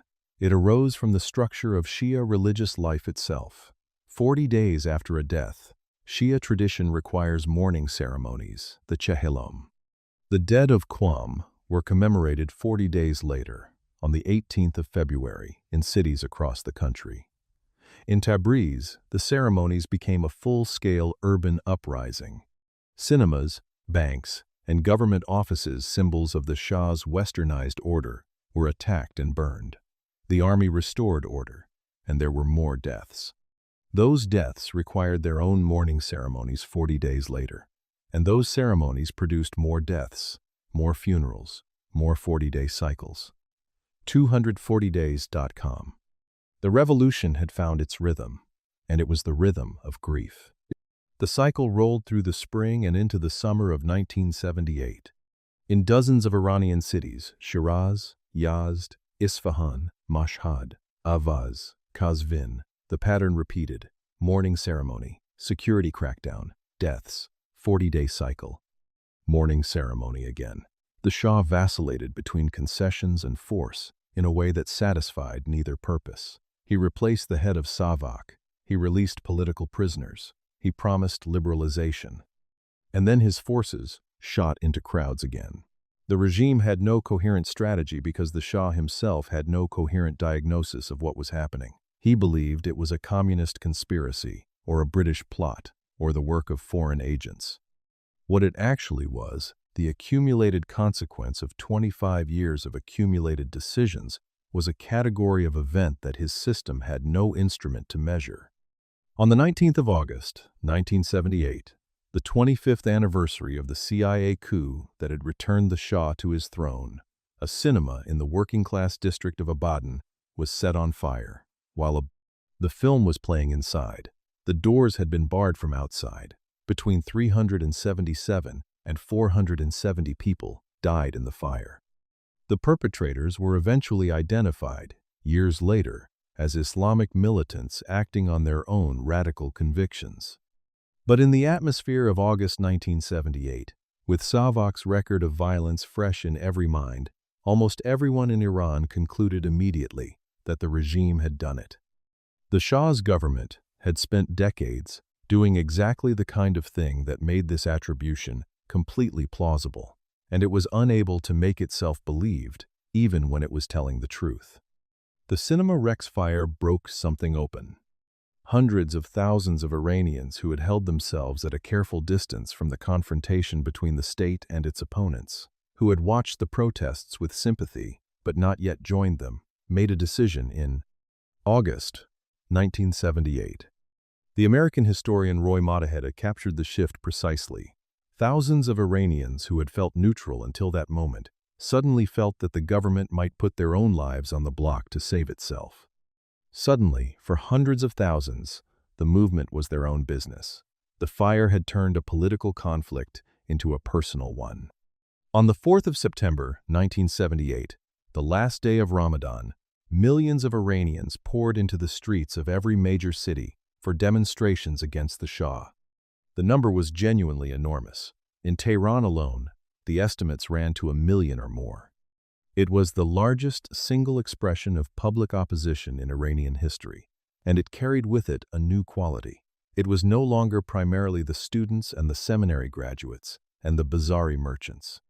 It was everyone: families from the middle-class suburbs of North Tehran, workers from the southern industrial districts, recent migrants from the countryside who had arrived with nothing and been given nothing. For one day, the entire country appeared to be in the streets. 4 days later, the Shah declared martial law. His government had been negotiating with clerical leaders with Ayatollah Shariat Madari, the most senior and moderate of Iran's grand ayatollahs, about conditions for a controlled transition.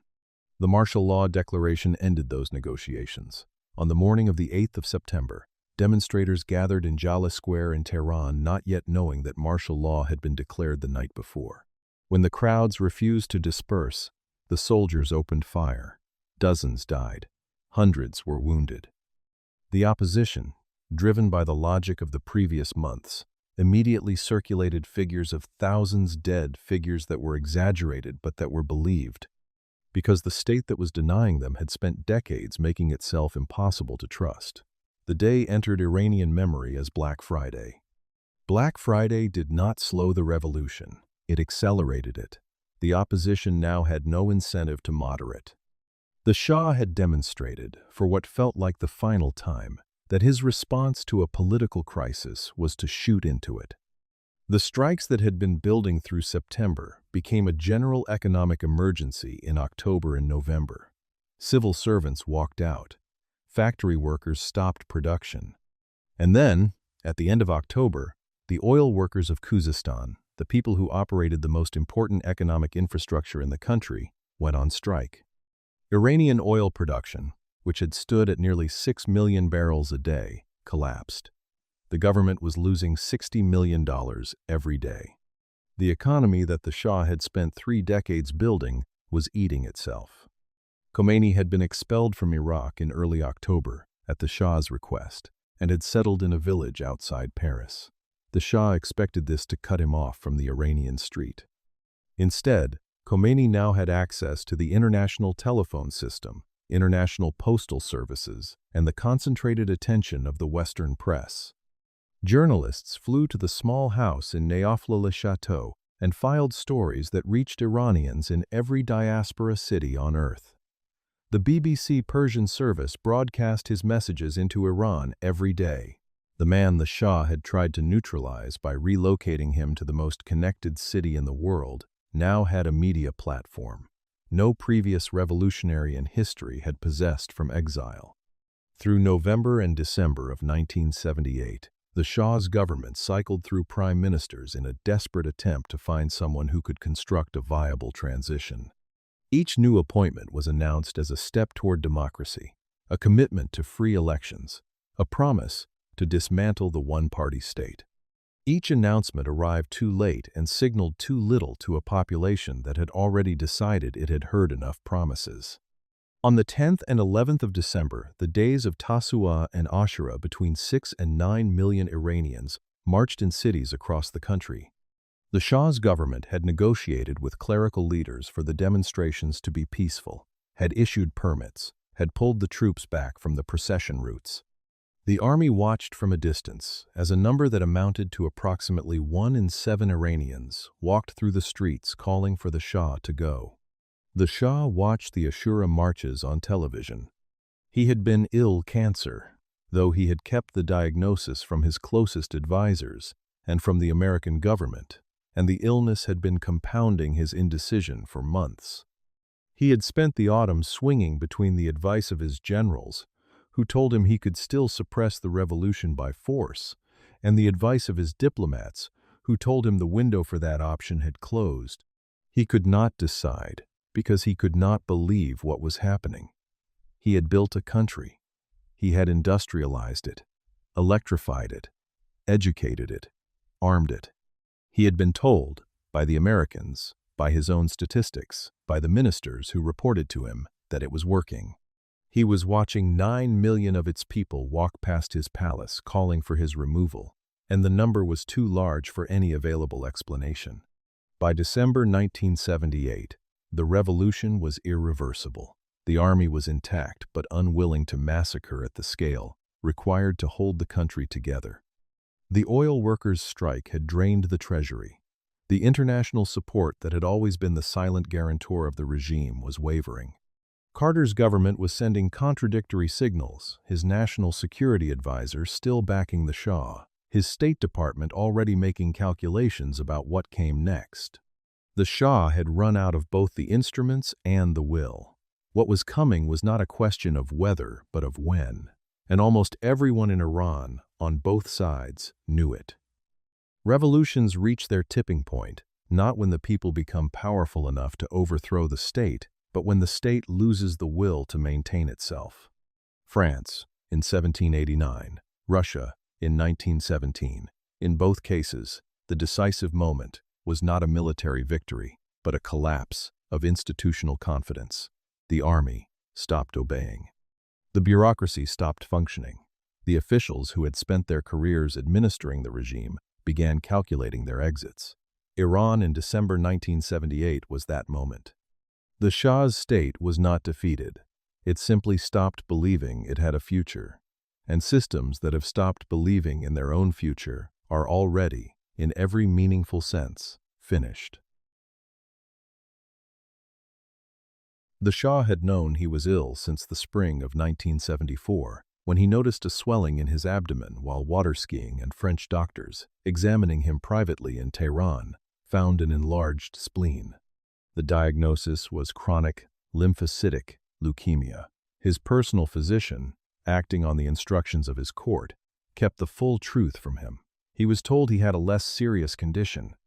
The medication he received, chlorambucil, a chemotherapy agent, was administered disguised as vitamin shots and anti-malaria tablets. By the time the revolution was consuming the country he had spent his life trying to build, he had been receiving covert chemotherapy for 4 years, managed by doctors who reported not to him, but to the institution of the court. The cancer was the most private of his secrets in a government built on secrets.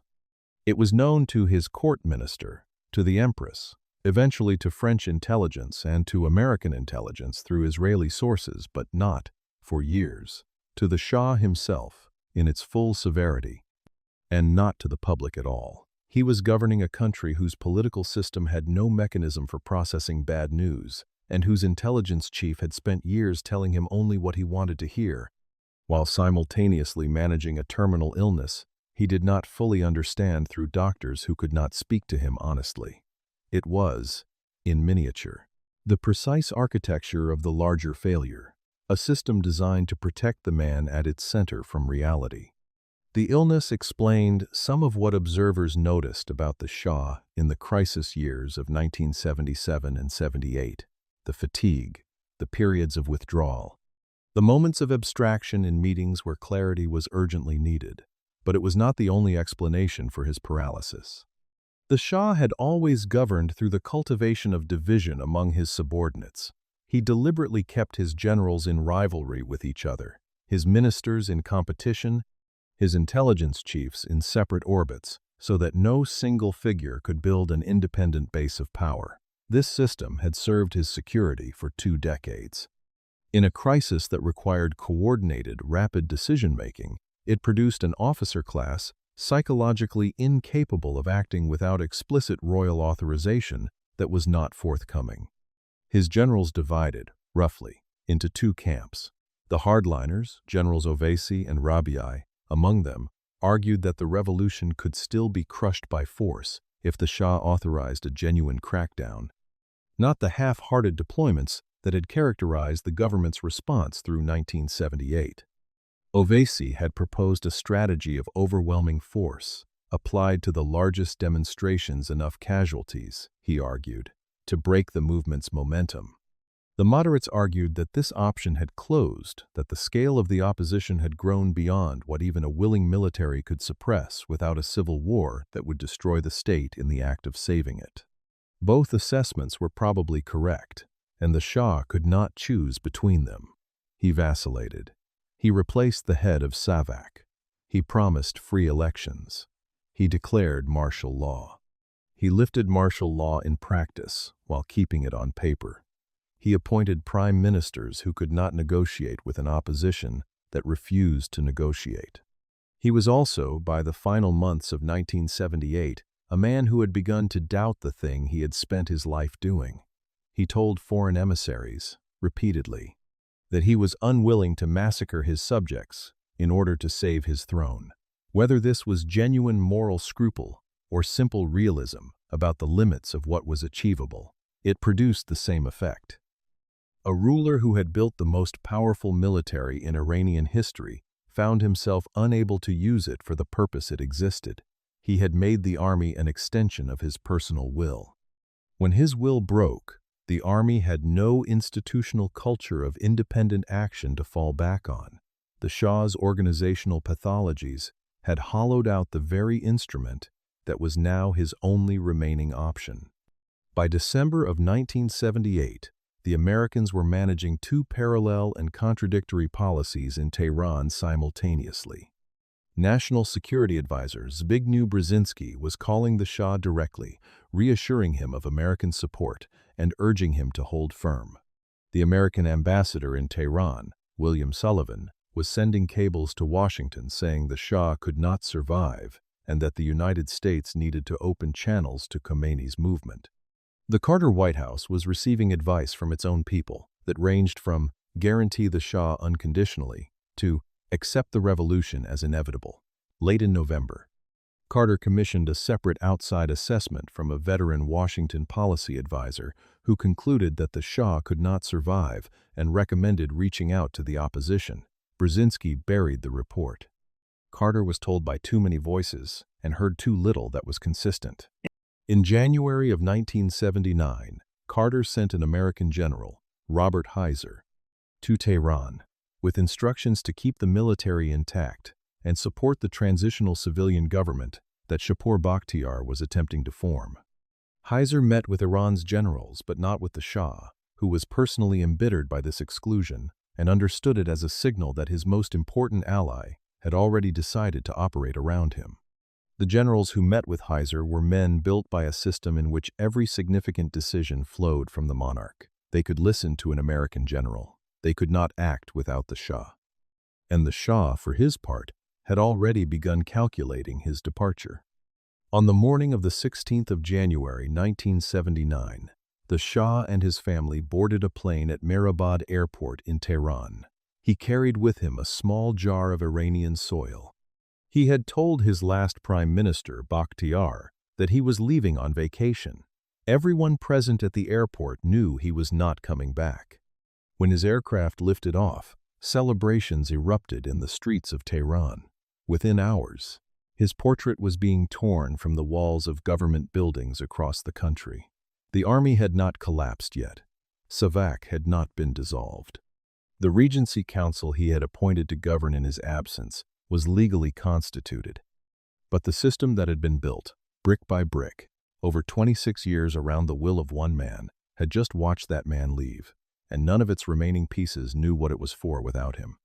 Bakhtiar was a nationalist politician of genuine principle, a man who had spent years in opposition to the Shah and had agreed to serve as prime minister only on the condition that the Shah leave the country.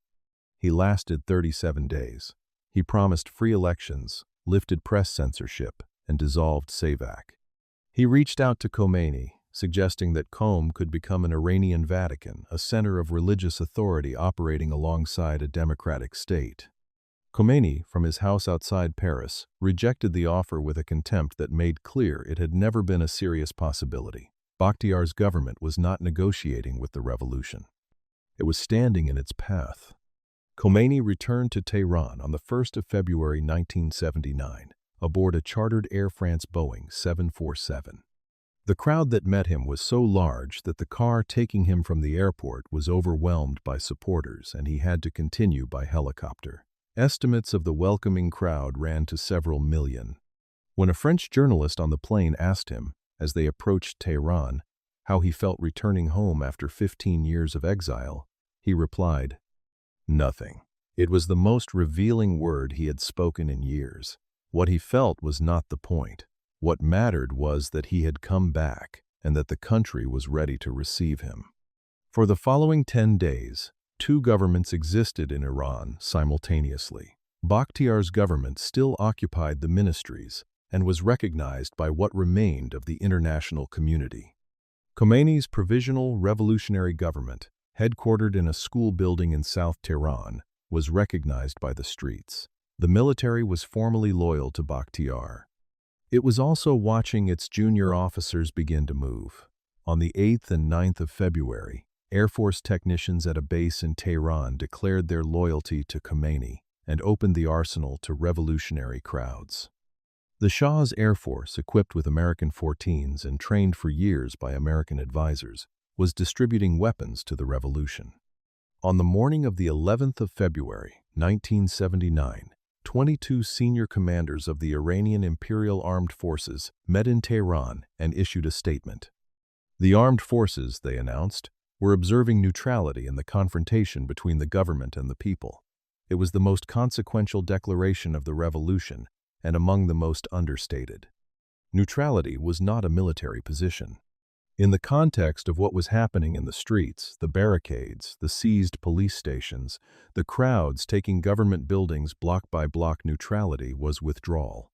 The last structural support holding the Pahlavi state upright had just stepped aside.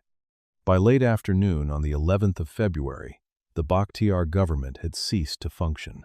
The prime minister was in hiding. Key government buildings throughout Tehran were in the hands of revolutionary committees. The Pahlavi monarchy, which traced its formal lineage to 1925 and its informal claim to 2,500 years of Iranian imperial history, had collapsed in a working day. No army had defeated it. No foreign power had invaded it. It had simply dissolved, as all states dissolve when enough of their own people and enough of their own institutions stop believing in the purpose of their continuation. The Shah lived another 18 months, moving from country to country in search of medical treatment and a permanent home.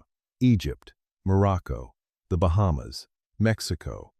The United States, briefly, for surgery that produced a diplomatic catastrophe when Khomeini's government responded by endorsing the seizure of the American embassy in Tehran, Panama, Egypt, again. He died in Cairo on the 27th of July, 1980. Of the lymphoma his court had spent 6 years hiding from him and from his country. Anwar Sadat, the only head of state who had offered him unconditional hospitality, attended his funeral. The handful of guests who came paid their respects to a man who had commanded the 5th largest army on earth and ended his life as a guest in someone else's country, dying of a disease he had been lied to about by the system he had built. What broke the Shah was not, in the end, the revolution's strength. It was the gap between the country he believed he had built and the country that actually existed. He had constructed a political system that protected him from bad news so successfully that when the bad news arrived in the form of millions of people in the streets, he had no framework for processing it. He had built an army so completely around his personal authority that when he lost the will to use it, the army lost the will to act.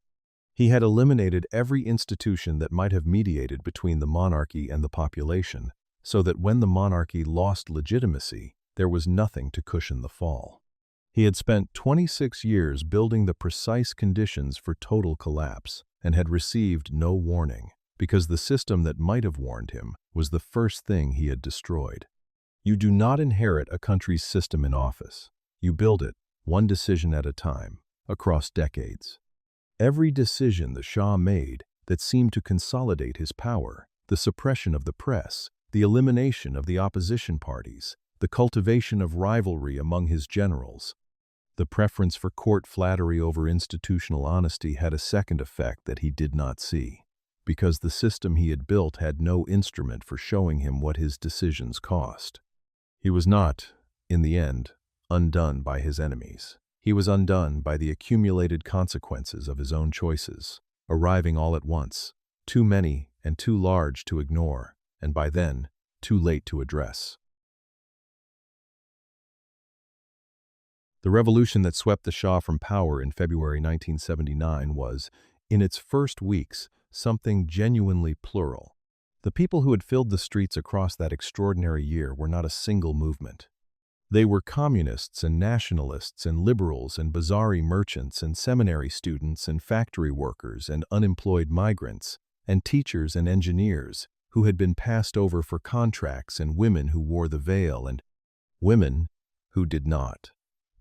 What they shared was the Shah's removal. What they wanted to build in his place was not agreed upon by anyone, and the assumption of many, perhaps most, who had marched was that the removal of the Shah would produce the space to debate what came next. Khomeini understood from the beginning that the coalition which had made the revolution possible was not the coalition that should govern it. He had spent 15 years in exile developing a theory of Islamic governance that most of his secular allies in the revolution had never read in full. He had been careful in his public statements during the revolutionary year not to describe what he actually intended. He had spoken of justice, of liberation, of the disinherited, of an end to foreign domination. He had not, in the addresses that reached the broadest audiences, explained that the system he intended to build would place a senior religious jurist above every other institution of government, including elected bodies and courts. His secular allies heard what they needed to hear. His clerical network understood what was actually planned. The referendum of late March 1979 asked Iranians a single question: Islamic Republic, yes or no? It offered no definition of what an Islamic Republic would mean in practice. No alternative system was placed on the ballot. No mechanism existed for registering a preference for something between the Shah and a theocracy. Several opposition parties, seeing what was happening, boycotted the vote. The remainder produced a result of 98.2% in favor. It was, in its procedural structure, a document the Shah himself would have recognized, a plebiscite with a predetermined answer, dressed in the language of popular will. The provisional government that Khomeini appointed was led by Mehdi Bazargan, a religious nationalist and engineer who had spent decades in moderate opposition to the Shah. His cabinet was drawn largely from the freedom movement of Iran and the National Front, the same secular-leaning groups that had been calling for constitutional democracy and independent courts for a generation. Bazargan was a man of principle, and his appointment was read by many liberals as a sign that the revolution would produce something like democratic governance. What he actually commanded was a government that the Revolutionary Council, appointed by Khomeini and answerable to him alone, could override on any matter it chose. Within weeks, the Revolutionary Council was passing laws that Bazargan's government had not approved. He had the title. They had the power. The Assembly of Experts, elected in the summer of 1979 to draft the permanent constitution, was dominated by clerics loyal to Khomeini. Out of 72 recognized delegates, 55 were clergy. The draft constitution that Bazargan's government had prepared, a document that drew on the 1906 Persian constitution and French constitutional models, and that did not mention vilayat-e-faqih, was set aside. The assembly produced instead a constitution that enshrined clerical guardianship at the apex of the state, creating the position of supreme leader whose authority superseded that of the president, the parliament, and the courts. It was the doctrine Khomeini had developed in his lectures at Najaf in 1970, placed into law. Many senior clerics in Iran and Iraq, including Grand Ayatollah Khomeini, still rejected it as theologically unsound.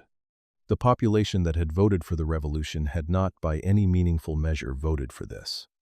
The women who had marched in the tens of thousands against the Shah did not march, expecting to be told, within weeks of the revolution's victory, that they were required to wear the hijab in public. The March on International Women's Day in March 1979, tens of thousands of women in the streets of Tehran, protesting against mandatory veiling, was one of the largest demonstrations of the time-taken post-revolutionary period. Khomeini's government noted it, softened the initial decree's language slightly, and proceeded with the policy. The Family Protection Act, which had given women legal protections in marriage and divorce, was declared void. The marriageable age, which had been raised under the Shah's reforms, was lowered. Women who had worked as judges were removed from the bench. The revolution had promised liberation.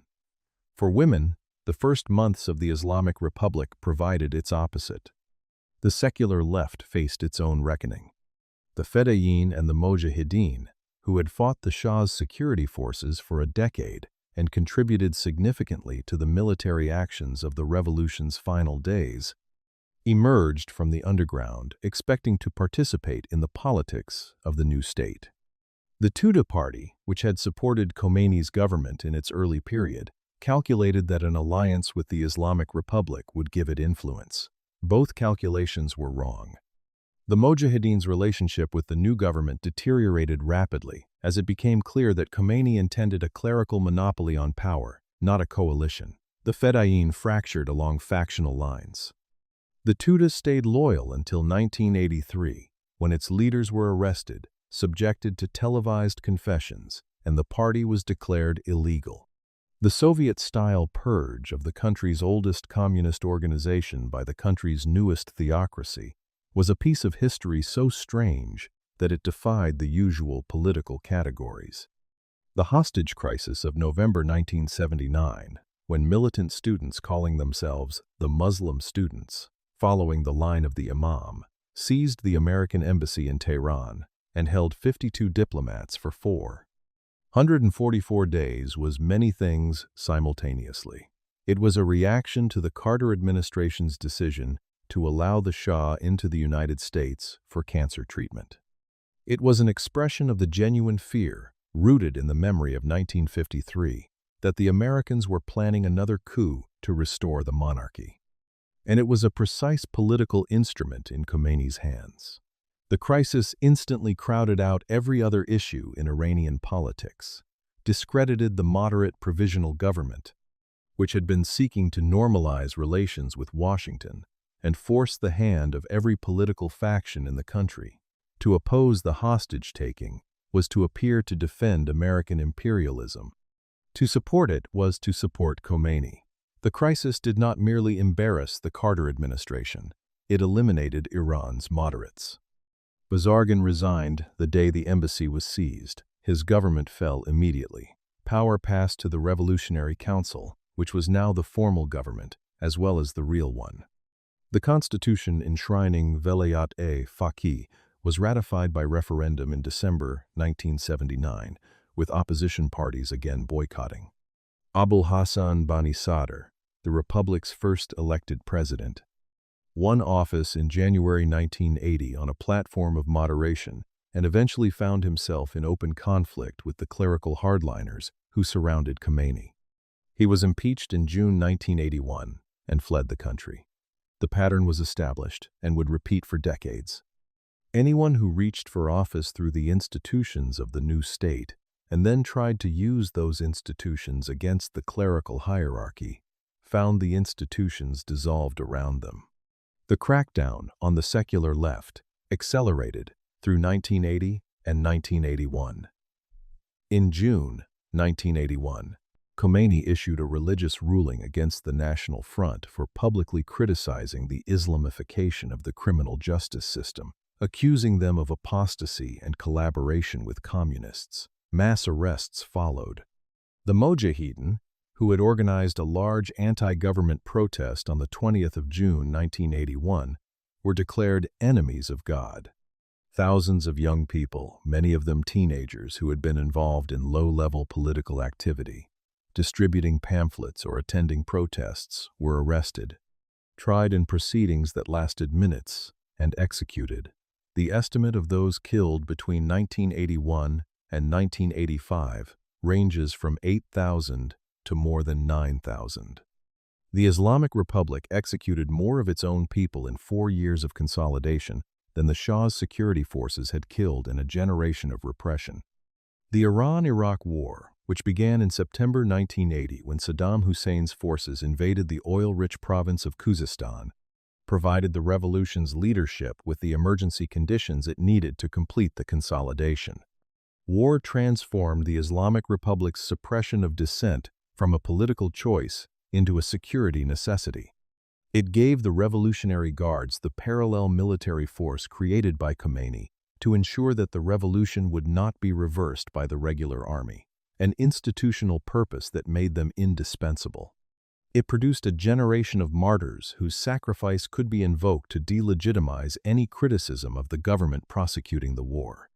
And it lasted 8 years, long enough to kill hundreds of thousands of Iranians, long enough for the Republic to have survived its founding crisis and become the only government anyone under 25 had ever known.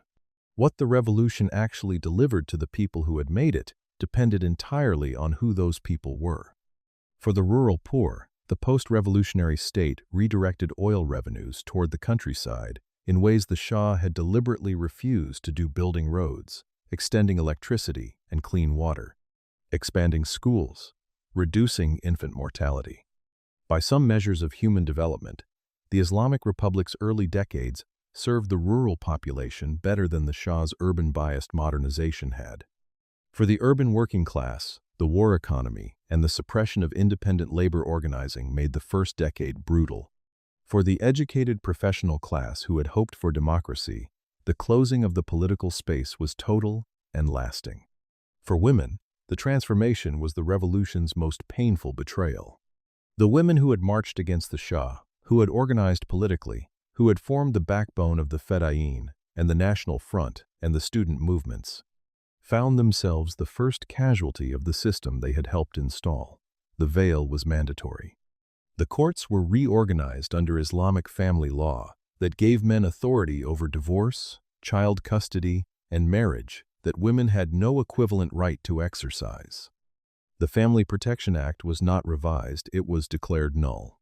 The gains that the White Revolution had produced for women's legal standing, limited as they had been, and never accompanied by the political representation that would have made them durable, were stripped within months of the revolution's victory.